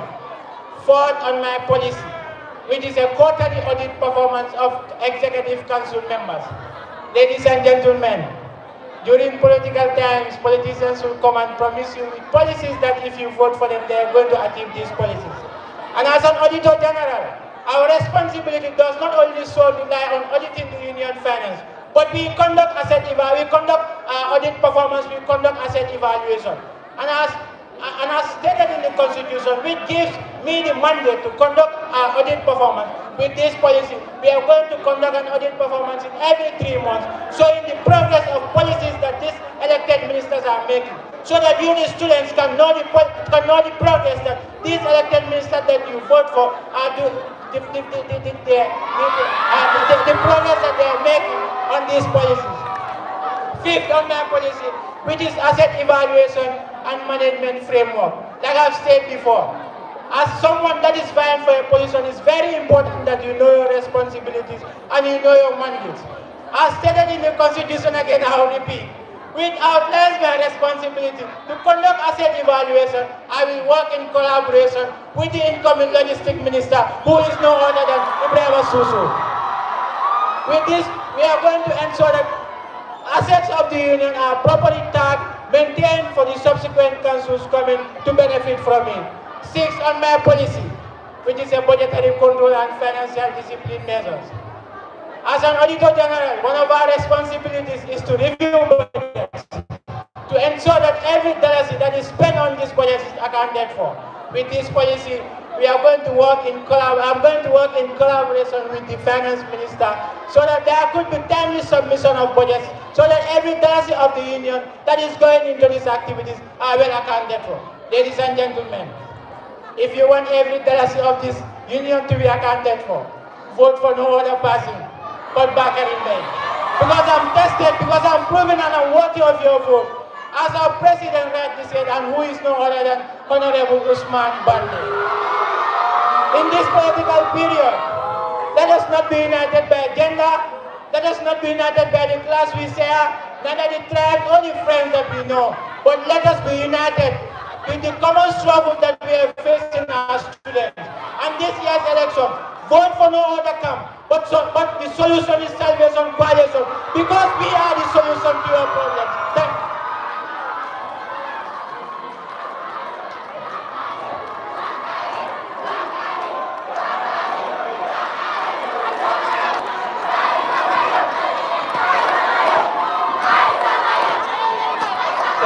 Maintain the forum. Please be seated, please. Let's be seated, please. Now, Aisha Duba will present her manifesto.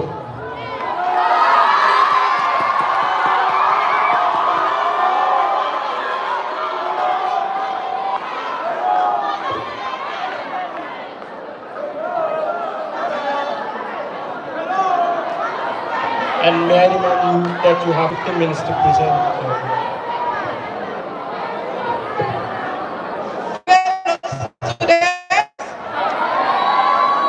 The Auditor General stands and says that he is the Auditor General. But how can we call him an Auditor General without preparing an audit report? Representation without accountability is detrimental. Good day, fellow students. I am Aisha Duba, a 4-year accountancy major from the School of Business Administration, and your next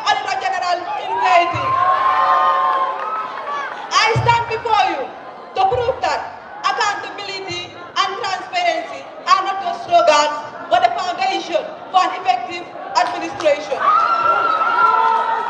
Moreover, the ability to protect our interests is not defined by gender, but by character and competence.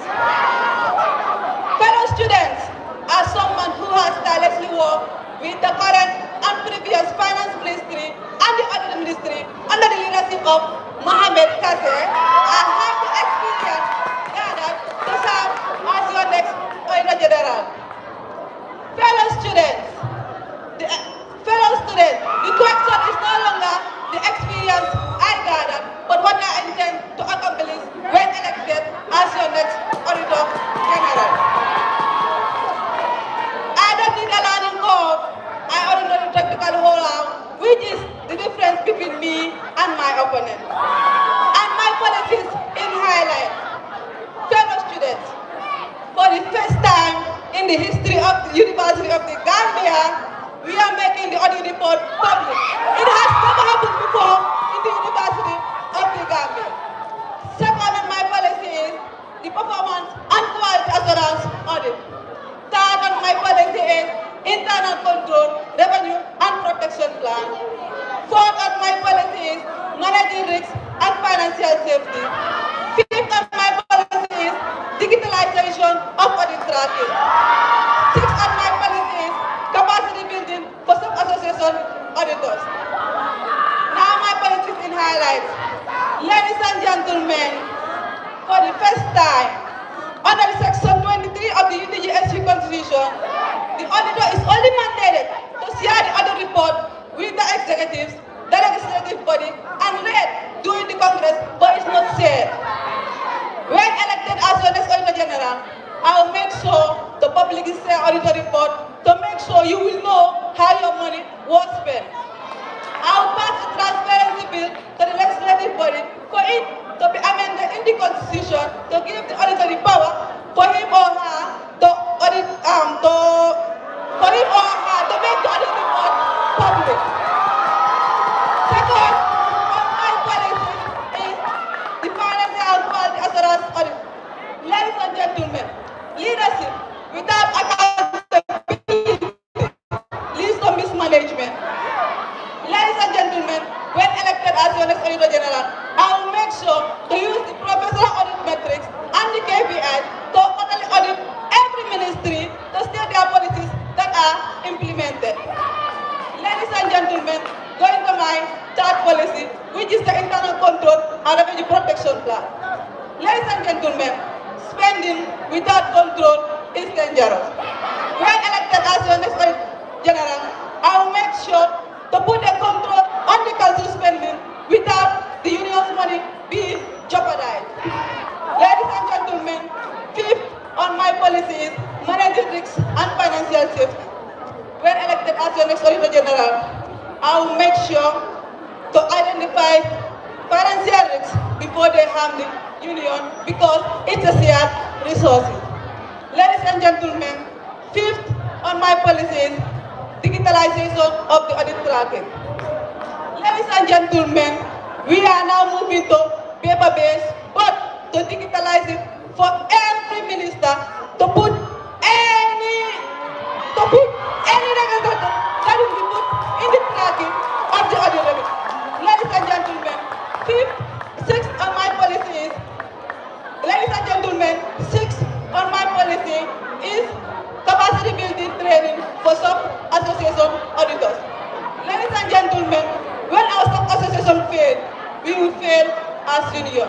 I will make sure to facilitate a capacity building training for sub-association auditors and for every student. Ladies and gentlemen, in conclusion, vote for transparency, vote for trust, vote for integrity, vote for Aisha Duba as the next Auditor General.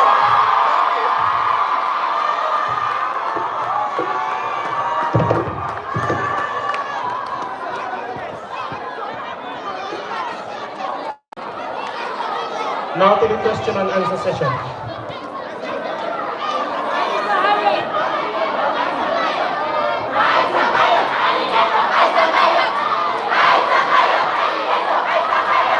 Can we please listen to the questions. Can we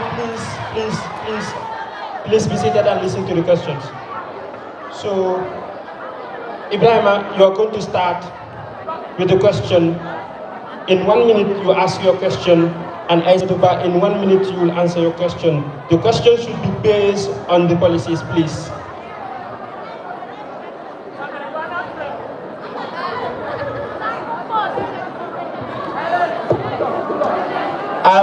Ladies and gentlemen, I just want to make one thing clear.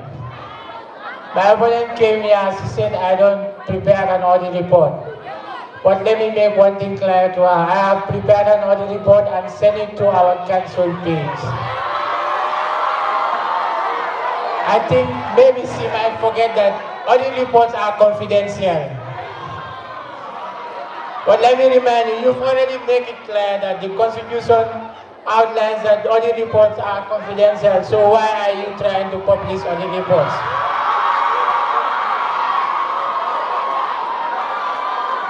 The question I have for you is, you promise quarterly audits and executive scoreboard, but Section 23E gives the Auditor General no power to compel a ministry to submit document or face any sanction. If a ministry simply ignores your audit requirement, what specific measures will you come? Okay, you said you prepared an audit report and sent it to your executive, but when is your Congress? The audit is only presented during Congress, so when is your Congress? When is your question?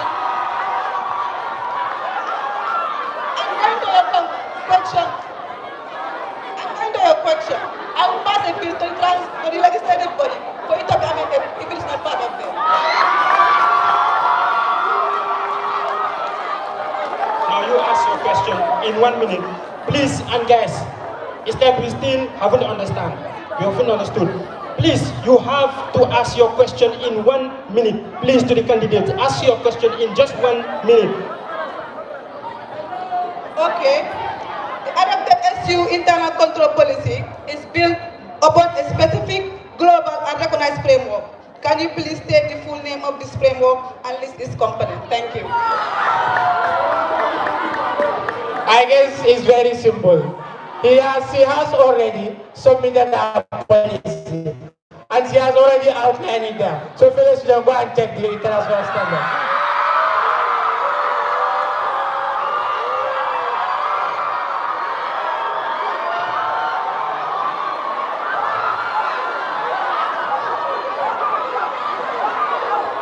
Can we please be seated, please?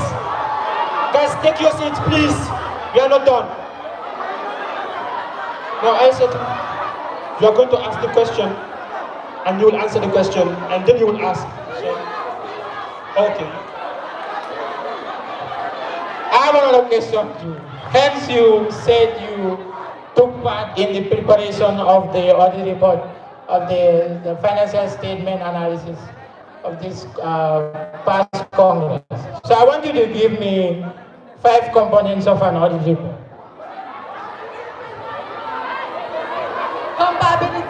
Comparability, clarity, and purpose.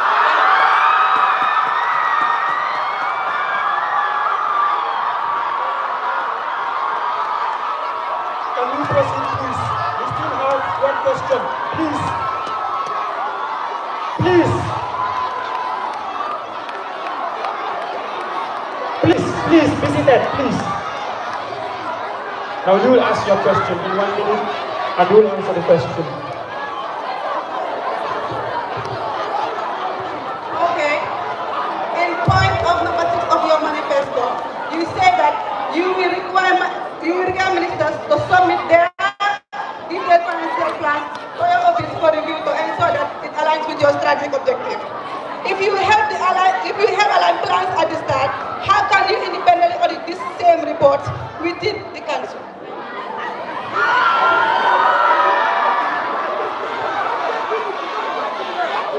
Point 6 of your manifesto, you say that you will require ministers to submit their financial plans to your office for a review, right? So if you help them align their plans at the start, how can you independently audit these same plans without an audit? Thank you. One of the qualities of an auditor is to listen attentively. My sixth policy is budgetary control and financial discipline measures. I've not mentioned anything with regards to financial plans, but maybe I can help you. The sixth policy, which is a budgetary control and financial discipline measures. This policy, I am going to ensure that ministries submit their budgets on time so that it is properly reviewed to ensure that every policy of the union is accounted for.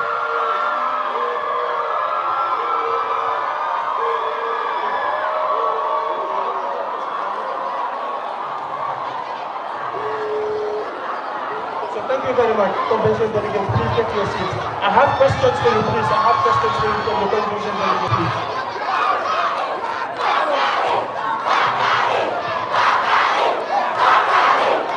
Guys, please listen to the questions from the convention delegates. Can we please?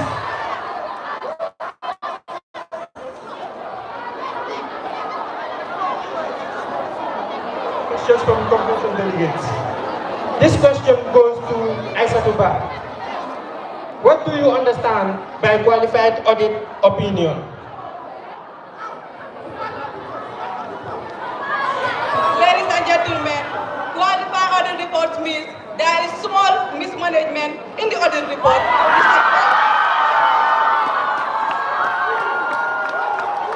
Now this question goes to Bakari Mbai. Can we please listen? Can we please listen?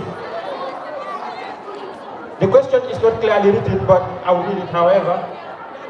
To Bakari, what do you, that's what the question says, what do you by disclaimer audit opinion? As an auditor general, I know audit opinions. I can even list them for you. You have unqualified, qualified, disclaimer, and assets. So disclaimer means there is misstatement.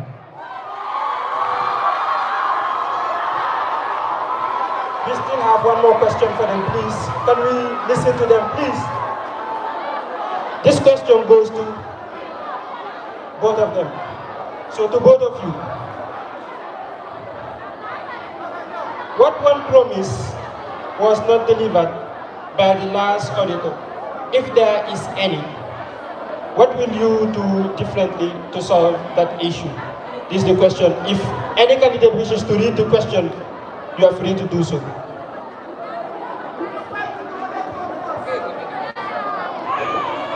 The question is, what one promise was not delivered by the last auditor? If there is any, what will you do differently to solve that issue? Okay, ladies and gentlemen, all promises made by the Auditor General was fulfilled. Thank you. Bakari, the question is, what one promise was not delivered by the last auditor? If there is any, what will you do differently to solve that issue?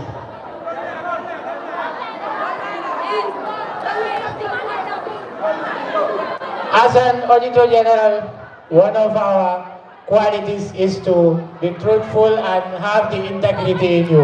I would like to applaud him for the work that he's doing. But, you know, as someone that is working at the audit committee and she's not been able to identify some of the problems that the Auditor General have not worked on, which is to ensure that students hold their leaders accountable. Why is it that major union activities are not being published outside to the students to know the amount of money and expenses that the council is spending? That is why I came up with the comprehensive monitoring, evaluation and learning framework to ensure that there is that transparency and accountability within the council. Thank you. Now we have exhausted the questions from the convention delegates. Now please, you may shake hands and leave the stage. Thank you very much.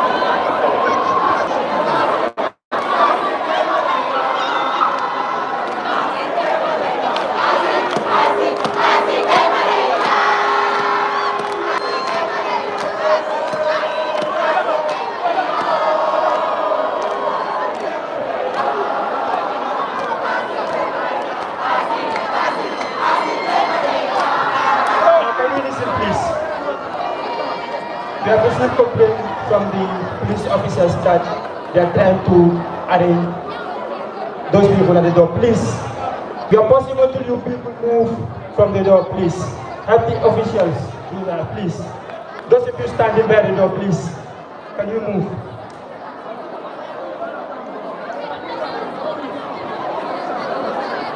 Please, those of you standing by the door.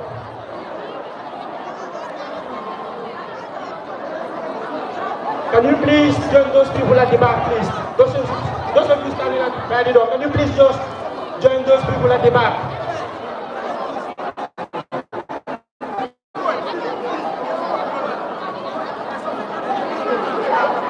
Guys, please, I'm talking to you, please. Can you please join those people at the back?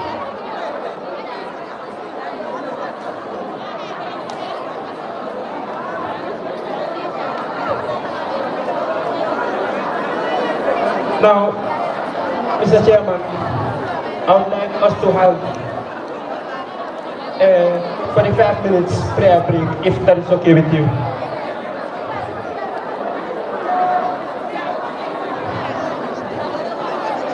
Okay, so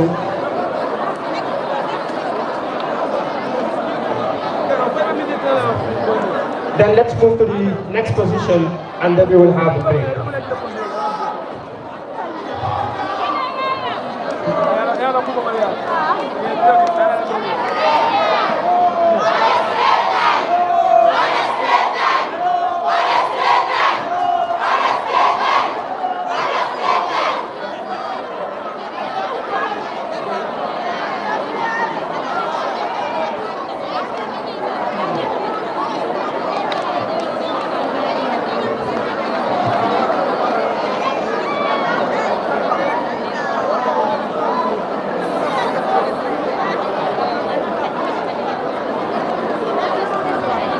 The next position is candidates for Gender and Health Minister.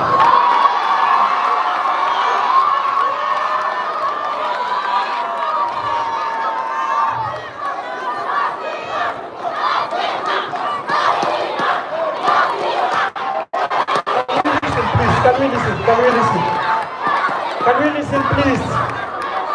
Please be seated, please. One of the candidates for Gender and Health Minister reached out to the Electoral Commission that he is writing an exam at the moment. And can we listen, please? Can we just listen, please? You have to maintain the decorum, please. I made mention of this. So he's writing an exam right now, and he reached out to the Electoral Commission that after his exam, he will join us. Now the Electoral Commission has decided that this candidate here will present her manifesto. She will receive questions from the convention delegates. And if listen please, and if the other candidate comes, you will have the opportunity to present his manifesto before the president. Please.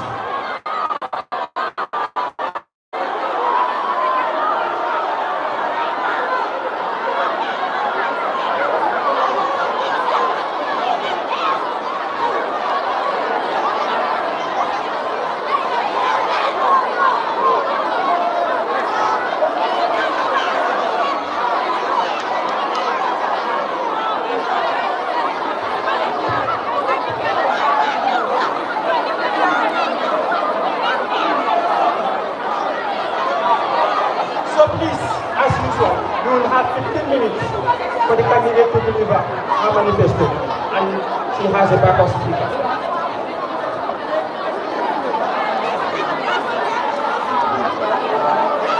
Good afternoon, students of the University of the Gambia. As far as the gender and health candidate position is concerned, in this year's UTG election, there is no competition, because we have seen only one candidate here who respects the students of the University of the Gambia and said, I must be here no matter what. I must be here no matter what. I am not going to tell the students of the University of Gambia, I am going to work, I am doing this, I am doing that, and I am not coming. That is why Nos Nyimma is here.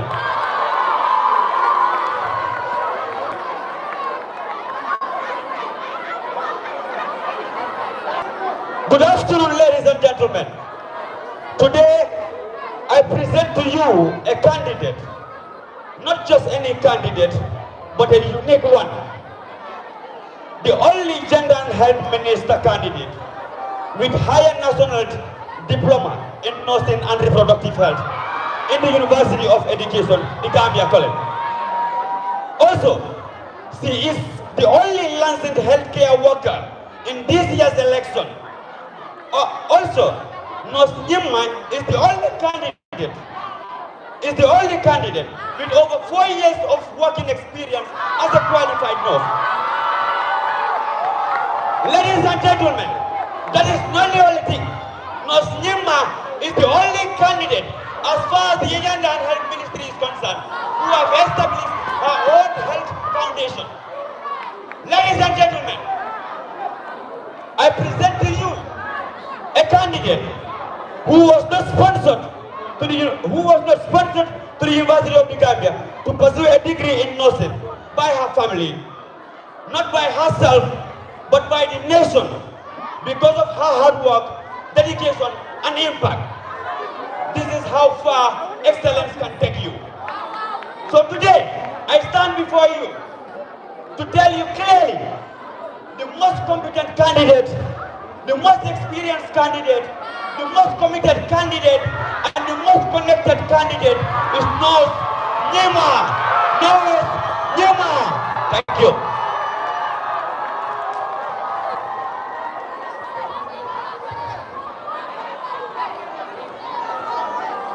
Effective leadership in our gender and health ministry requires compassion, professionalism, collaboration, and practical solutions. Fellow students of the University of the Gambia, I am Nyimma Saja, a satisfied state licensed registered nurse with 4 years of clinical experience in Cardiff General Hospital emergency room. All your emergencies, I will solve it here because I'm licensed.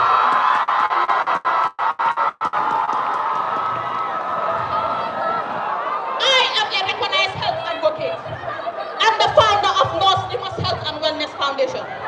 As a student and a healthcare practitioner, I understand the challenges we face in our academic communities and the opportunities we can leverage to address those challenges. Leadership begins with responsibilities. Being present, punctual, and available is the best step to serve students effectively. And I, Nyimma Saja, confirm my availability and will deliver to the students of the University of Gambia. It is against this backdrop that I present to you 6 policies. I'm going to be brief and precise, summarize everything. Policy number 1, improving student health service. Policy number 2, promoting preventive health care. Policy number 3, advancing gender equality and dignity. Policy number 4, strengthening mental health awareness. Policy number 5, improving sanitation and healthy environment. And my policy number 6, building partnership for sustainable gender and health initiatives in the University of Gambia. Now to my policies in details. Access to quality healthcare should never be a challenge to any person, talk less of a student in the University of the Gambia. Therefore, if I am entrusted with the mandate to serve as your next gender and health minister, within my first month in office, my ministry will conduct a comprehensive student health need assessment, make recommendations, and present the findings to the UTG management. As part of these policies, my ministry will advocate and lobby for consistent supply of essential medication and medical equipment in the city. And we will establish an emergency response protocol services for all students in the University of the Gambia in need. In addition to that, I know most of the students are concerned about the sick bay, but my ministry will work in close collaboration with the officer in charge and staff of the sick bay to strengthen coordination, ensure effective service delivery, and to promote the overall welfare of students and health in the university. University of the Gambia. Now to my next policy, policy number 2, promoting preventive health care. You all can agree with me that prevention is better than as a Latin state registered nurse and the founder of North Nimas Health and Wellness Foundation, we have been engaged in community engagements in the Gambia, nationwide, going to school, doing courses and everywhere, and engaging and organizing free health screening. If I am elected into office, I will collaborate with my colleagues in Cardiff General Hospital and North Nimas Health and Wellness Foundation to organize a free health screening once every semester. And every student, you must know your health status in this Gambia. And then we will maintain a healthy university in the University of the Gambia.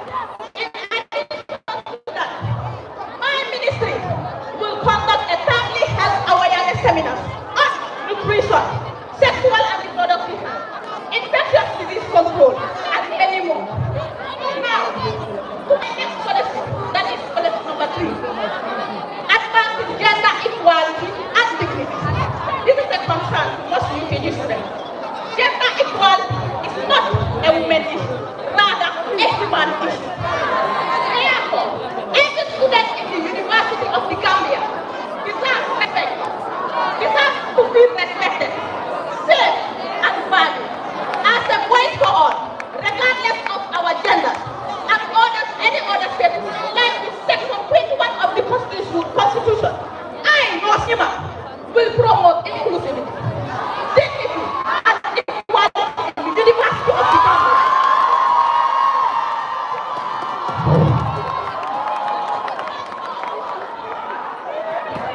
In implementing these policies, my ministry will establish a gender-based violence report index, which will be safe and confidential reporting channel to address harassment, discrimination, and abuse in the University of the Gambia. And in addition to that, I already got a funding for a part-time for the University of the Gambia if I am elected into office. Every student in the University of the Gambia will have support from the sanitary support program. Inshallah, if I am elected as the next gender and health minister, we will ensure that we support emotionally, physically, and psychologically. Under my leadership, fellow ladies and gentlemen, we will not only focus on Women's Day, we will include International Men's Day, because we are one. We should promote gender equality and dignity in the University of the Gambia. To my next policy, that is policy number 4.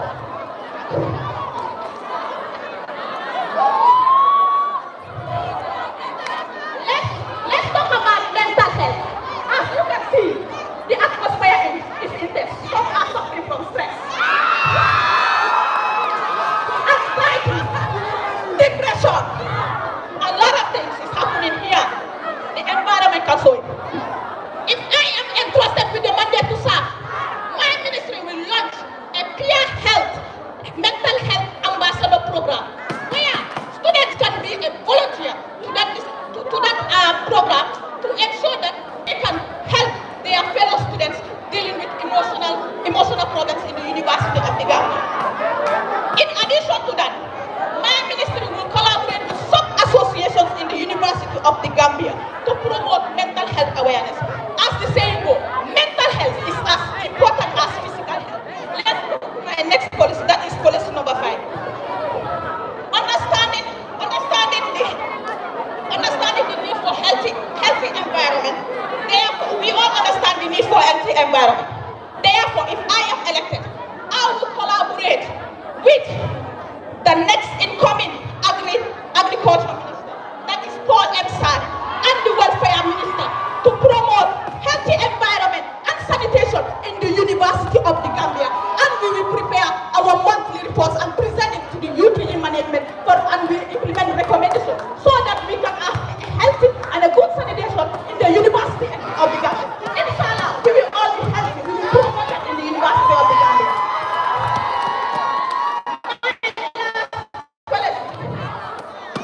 Lasting change cannot be achieved in isolation. It requires strong partnership with different stakeholders and partners. I will actively build and maintain partnerships that will connect our universities with national bodies and NGOs for resources and technical support to strengthen the University of the Gambia with their initiatives and projects. In addition to that, I will collaborate with some association of the University of the Gambia to initiate some gender and health initiatives in the University. Let me conclude. I am Nimasanya, and everyone here knows me as the health advocate in the University of the Gambia and the nationwide.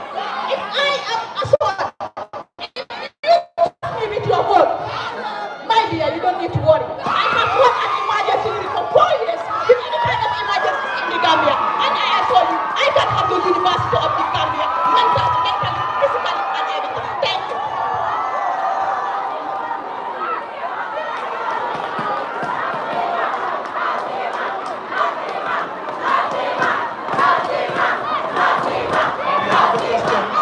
You have a question, please be seated, you have a question. This is a question to Nima. What do you have for people with disabilities? How do you include them in your ministry to promote equality? As a registered nurse, let me quote again. Experience in emergency care, I'm exposed. I normally see people with disabilities. They face challenges, even not in the University of the Gambia, outside. As a licensed registered nurse, we will include them in all the activities that we are doing in the Gambia. In the University of the Gambia. Knowing that disability is not something that you should sideline yourself. Know that we are one here, whether disability or not. We put you in our communities together.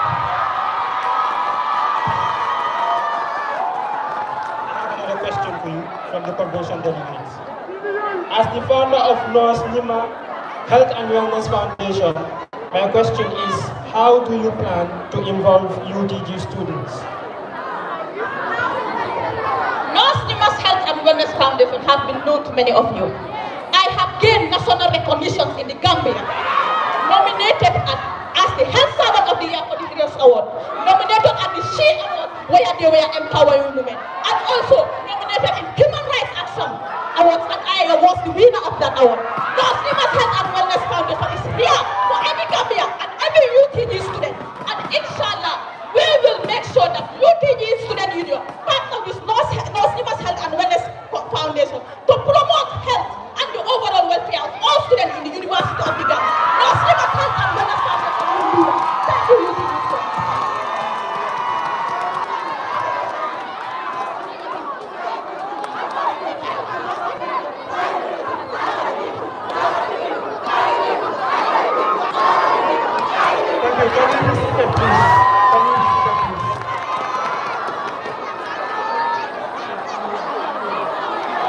I want to commend you for maintaining the courage. And please, the commission urges all of you to keep this going. Please, we need the room for the candidates to give their manifestos. They cannot do that. The candidates cannot do that if we don't maintain the quorum. So please, let's get this. Mr. Chair, we would like to have a 40 minutes break and we come back with your permission. So we will have a 40 minutes break. So we will be back by 10 minutes past 1, please. 10 minutes past 2, please.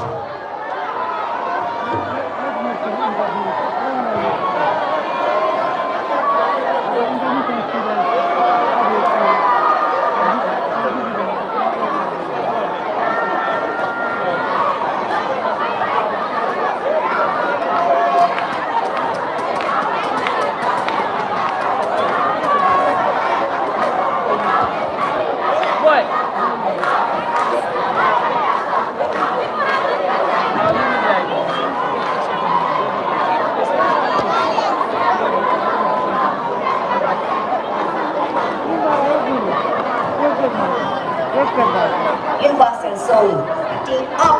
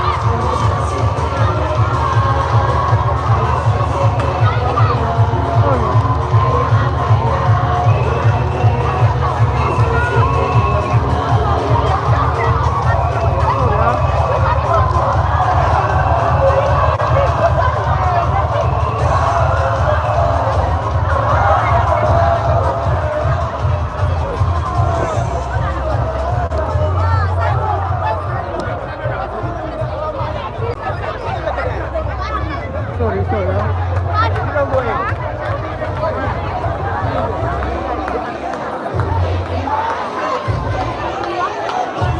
Ibrahim, dia kemana interview? Let's call an interview then, please. Sorry, dia makan punya. Interview then. Members of the EU country.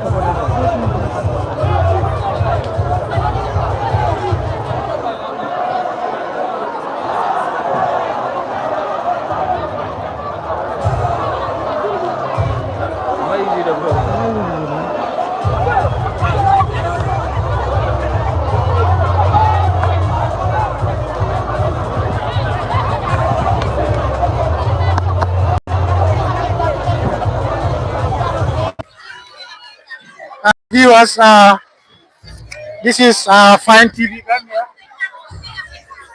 This is Fine TV Gambia, your only viewpoint. We are here to witness the UTGSU debate. As you can see, we'll be interviewing people. So how do you feel about today's event?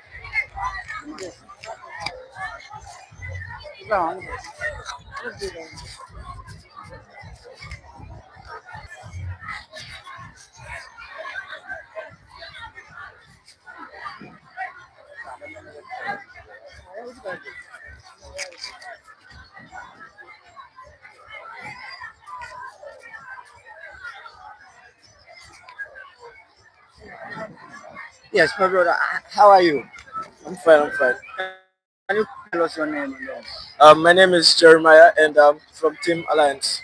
You can see like the atmosphere is crowded and then the ambience is too much. Yes. How do you see the policy debate, the convention today? Yes, I see it's going very well and I just want to let you know there's one thing we believe in.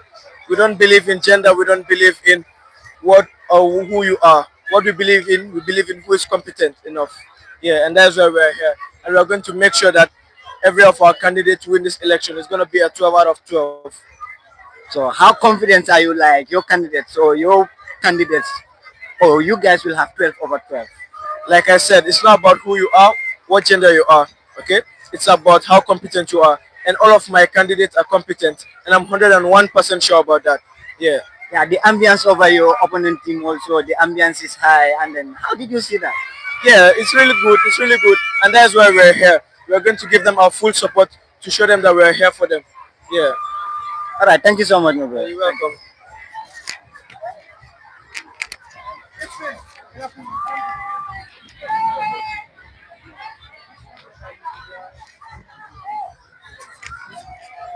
Viewers, this is Fine TV Gambia, your only viewpoint.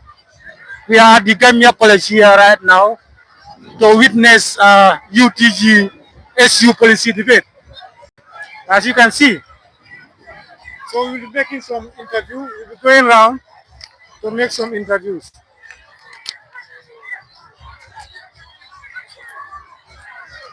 Good.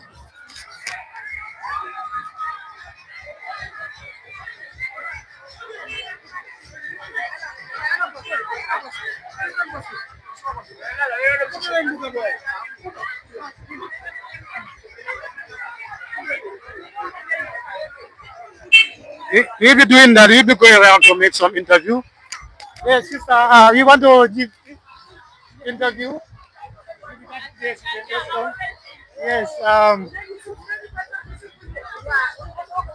Just come here. Yes. Actually, can you tell us your name?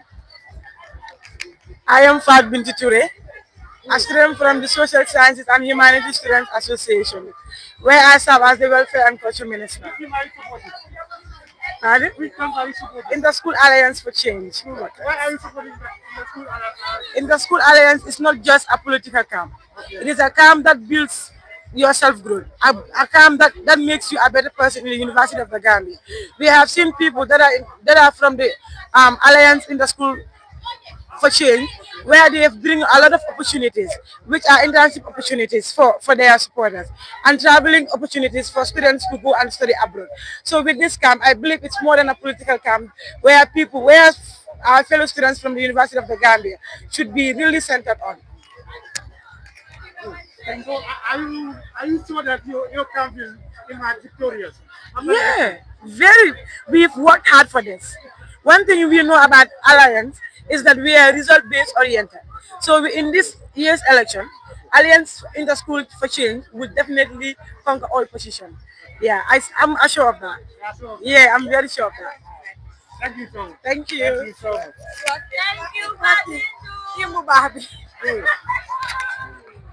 Let's go to other here. From what account? From coalition.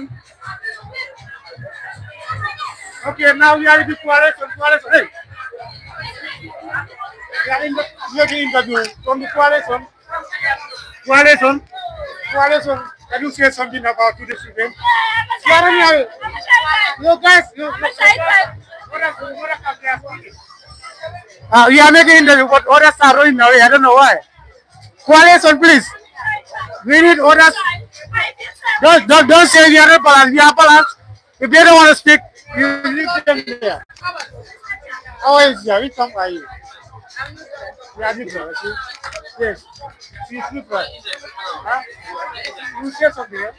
True. You're also a student, right? If I'm a tata, okay, we'll look them up. I'll look them up. Ibrahim, come over here. I'll even let me go. Viewers, we are making interview right now.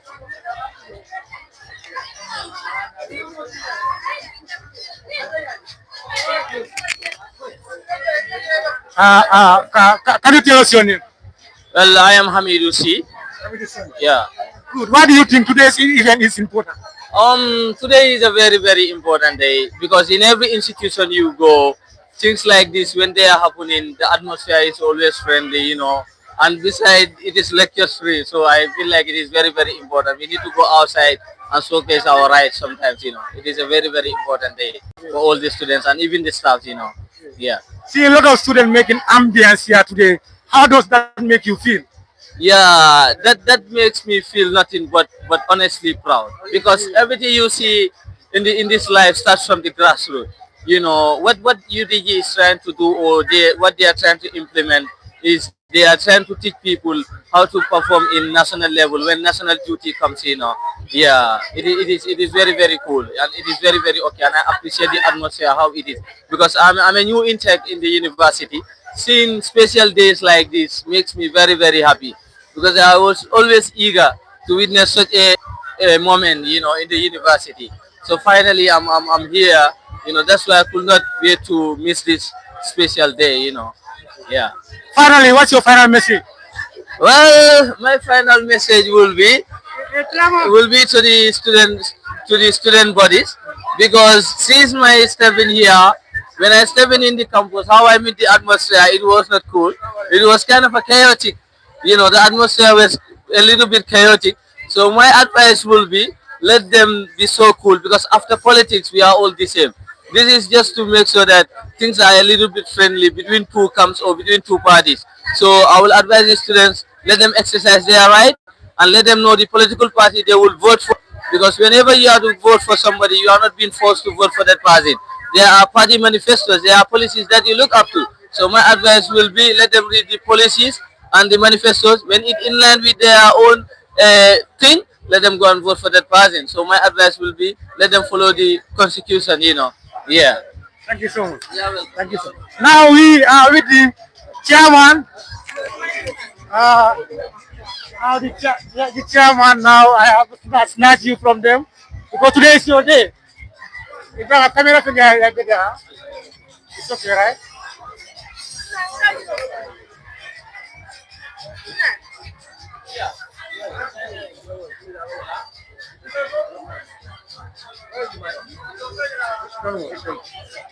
Viewers, now we are here with the main man. Today is his day. So actually, Mr. Chair, we welcome you once again to Fan TV.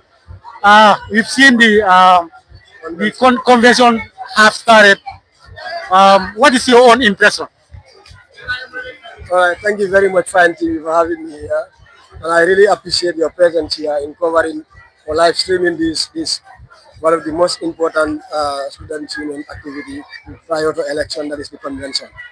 Well, before we started this event, you see the atmosphere was a little bit chaotic.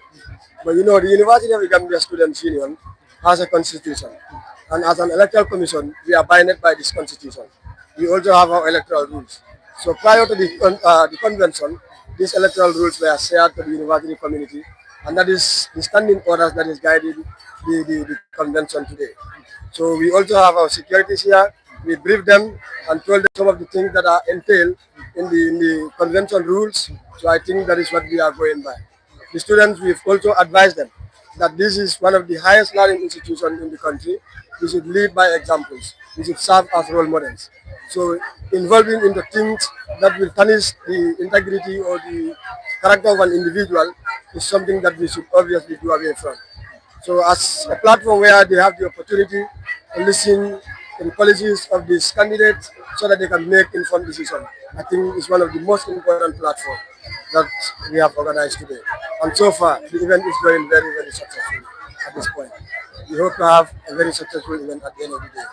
Yes, Mr. Chairman, we are on break and soon we'll be going back to the hall. So, are we expecting more ambience? Yes, it's like we have started. This is like we've started from the rising action.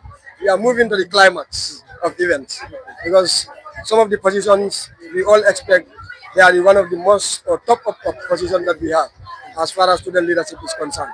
So we are yet to hear from those candidates. And then I believe every convention delegate here is anticipating to hear policies of those students. For instance, the position of the president, the vice president, the secretary general, and education and research minister, and other positions as well. So as we are moving into the program, the more interesting the event is coming. Yes. Finally, what will be your final message to the students as far as today's event is concerned? The final message to the students is for them to be law abiding. Let us comport ourselves. We understand that it's a political platform. It's a political avenue, so noise is normal to cause noise. But what is not normal is to disrupt the convention physically. That is something that the Electoral Commission is not going to condone or accept from any student.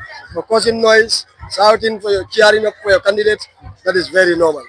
So on a final note, I want to tell them to comport themselves, listen to the policies, and make informed decisions as far as voting is coming tomorrow. So thank you very much. You're welcome, Mr. Chairman. Thank you so much.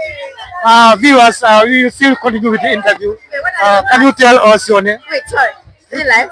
Yes, right. I am Khadija Tujame. Khadija Tujame. Which camp are you supporting? Just tell us the camp. They are watching you. In the School Alliance for Change. Why do you support that camp? Because my values align with them.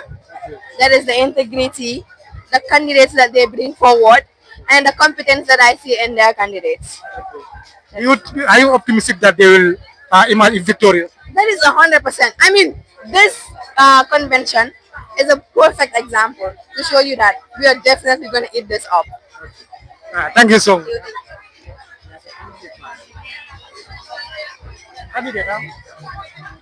Say something. Yes, we are with, can you tell us your name? We are with another candidate here right now. Can you tell us your name? Greetings everyone, I am Ms. Adamandao and the Vice Presidential Candidate under the banner of UTG Interschool Alliance for Change for the forthcoming UTG Student Union elections. Thank you. The convention has started and we've seen a lot of ambience today. What impression, what's your own impression as far as this convention is concerned?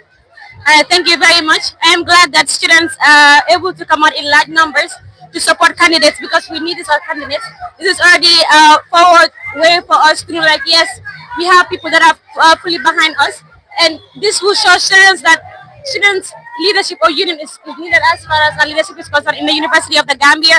Because today, one thing is for clear: if we have a little number, these manifestos or policies that have been presented by the candidates will not be heard by lots of students. So I am glad that they're here listening to the policies and they're able to ask questions and the candidates are able to answer them. I am very happy and proud, and thanks to each and every supporter out there here giving the candidates the support that they need.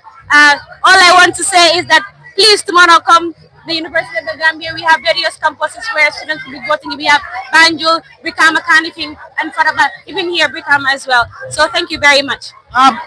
Tomorrow is elections. Are you confident that you will emerge victorious? Sure. That I am sure of, that God's spirit, I'm going to emerge victorious, because whatever I see here today, you can see everywhere is red. This is showing us that, like, yes, there is a way of having victory by God's spirit, inshallah. What message do you have for Fine TV? I want to say thank you for being there for the University of the Students since in the beginning of these elections, 2026, and also giving the chance to the presidents to give out their manifestos. And as we all see at the end of their discussion, they were able to shake hands. This is showing us that, like, yes, a part of political difference, we are university students. We need to come together and help each other. So thank you, Fine TV, for giving us this opportunity and being there for the university students. You're welcome. Thank you. Yes, coalition members, say something. Come on, No, yes, what's your name? my name is Amisise. Yes. Which camp are you supporting?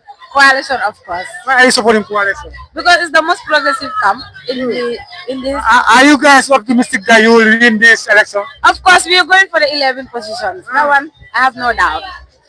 Yes, because our candidates fit their position. Looking at their track records, their policies, and everything. So yes, I have faith that we are going to have the 11. Inshallah. Thank you so much. You're welcome. Thank you. Coalition, come. Coalition. Yes, come. What are you going to ask me? Yes, can you tell us your name? My name is Sunkar Boja. Good. Yeah, major in public administration. First year, first semester. Can you tell me what reason, or the reason why you support coalition? Because coalition, I see that they are honest, they are accountable and transparent. Yeah, and they are like, they are leaders. They show me the reason why I'm supposed to vote them. Because as a leader, you should show transparency, and you should be there for your students like us, freshers. You should be there for them. And coalition, they are leaders. They were there for us in the first place when we were admitted in the School of Business and Public Administration. So I tell as a leader, you should be like that. You should stand like that. You understand? Yeah. Finally, what would be your final message to the general student body? Let us vote in unity, not by gender, but competence. Not by who you know, but who has it, who has the knowledge. Yes, Yeah, okay, all right. Okay, thank you so much. Thank you so much.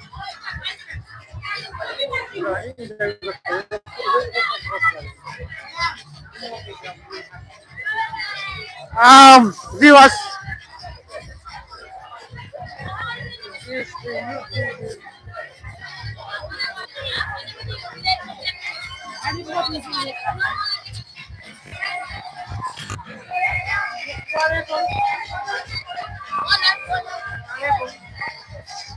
Viewers, we will still continue with the interview. As you can see, there are other come here. My sister is here. How are you? Yes, I'm fine. No, you are a former student. Just say something. No, I don't. It's fine. Say something as far as this. What do you want me? What is the interview? The interview is about what do you think is important for you? We are live, right?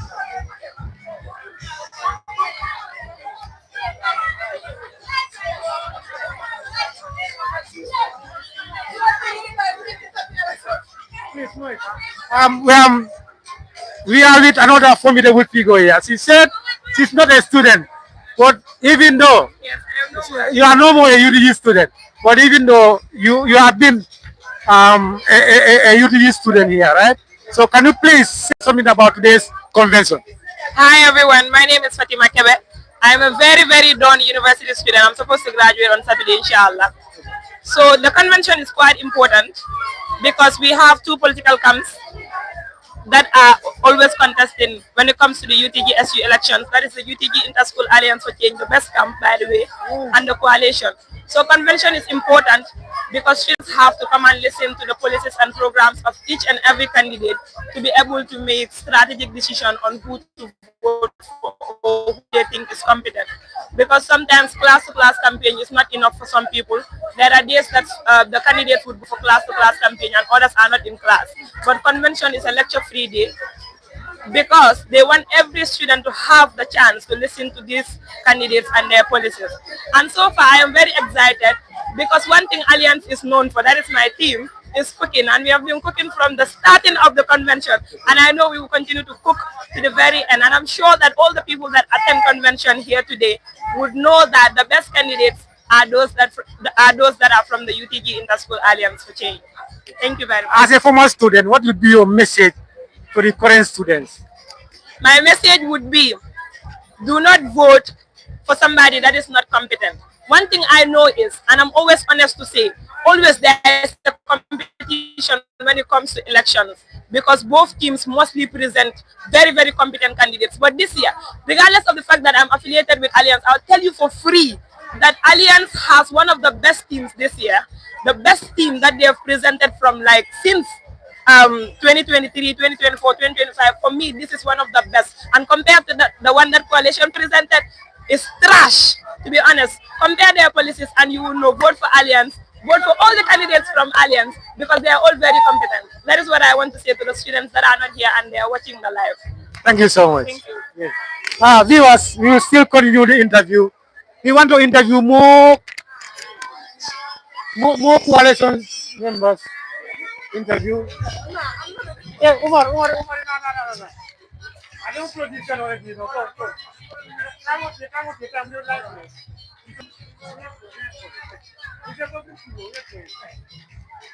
Viewers, we are here with another. We are here with another formidable figure. He's now a politician. Umar, can you please tell us how happy you are to witness today's convention? I would say I'm very happy to be part of the university community and as well to participate in the most important things when it comes to decision making at student level, a student union level, which is the convention and then subsequently the election. Yes. Others will be asking, might ask you, why do you decided to support coalition instead of the other camp? Yes. The reason why I support Alliance is through deep conviction and also following the track record of the candidate that they presented to us from the last election to this SU election. So this convinced me enough that Alliance is the right party that I should actually follow and then affiliate myself with. Yes. Thank you so much. Because I see you have visitors. Thank you so much.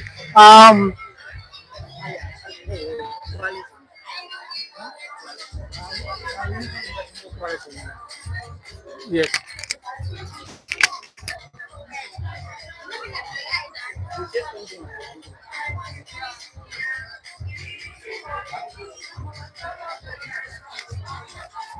We want to look for more people from the coalition, more supporters, because we've interviewed a lot of people from the Alliance. Coalition, huh? Yes. Come, you say something about. Coalition, you guys are always, you are alive. Say something. I'm not a diehard of coalition. I just recently joined it. Okay, you are not I don't have anything to testify.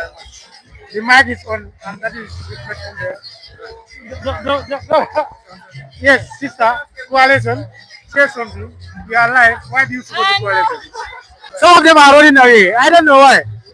Coalition, say something. Which camp are you supporting? Which camp are you supporting? Yeah, neutral. Okay, good. Some of them are running away. I don't know why. Really? Yes, viewers, we are with another coalition supporters here. I think they are die-hard supporters of the coalition. They will say something about the camp. Can you all come here, please? No, just come. Come. Say something. This is coalition members are running. Huh? Alliance, they claim you are the... Alliance, you snap a stick here. No. The coalition members are saying that they are afraid of the media. I don't know why. Yes, sister. Can you say something? Coalition.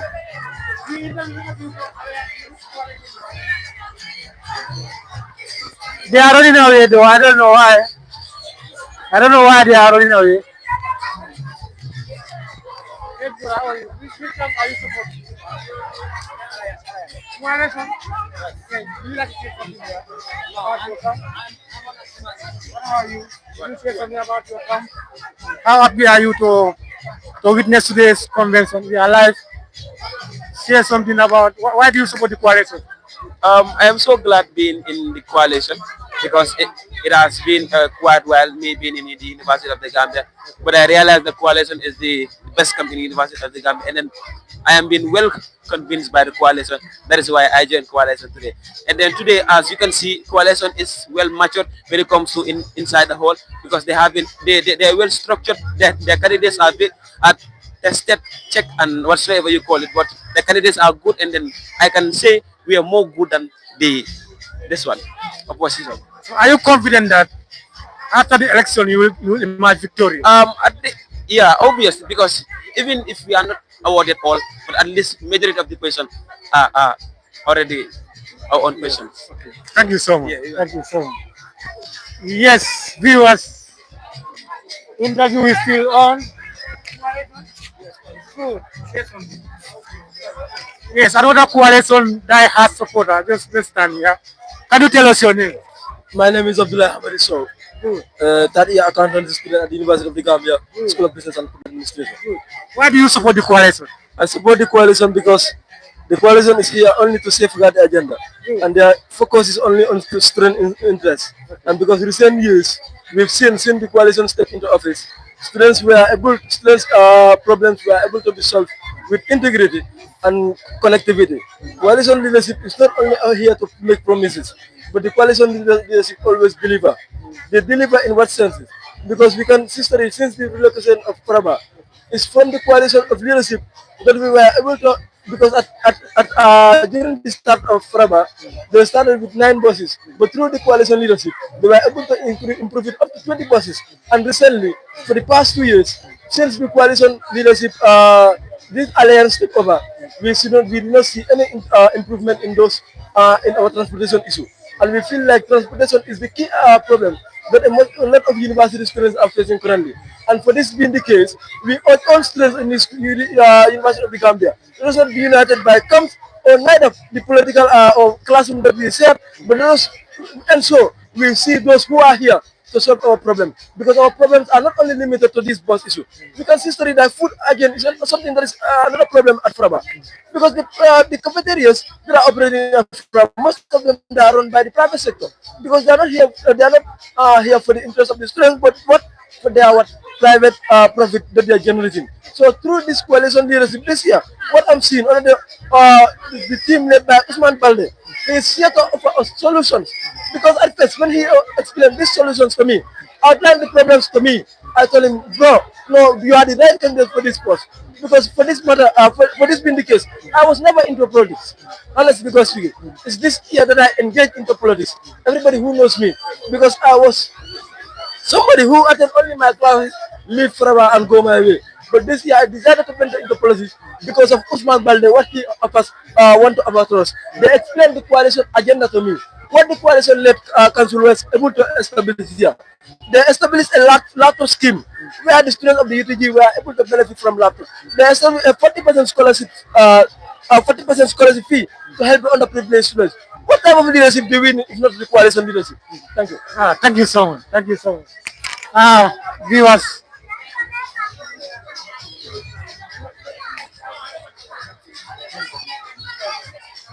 Viewers, we will come back later. We will come back later because we are about to enter the hall to continue with the program.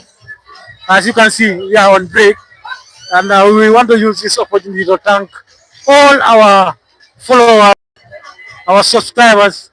Please subscribe.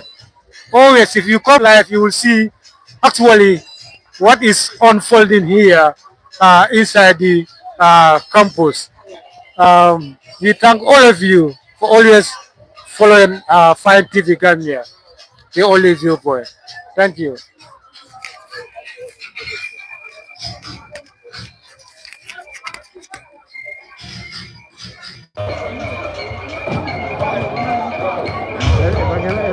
I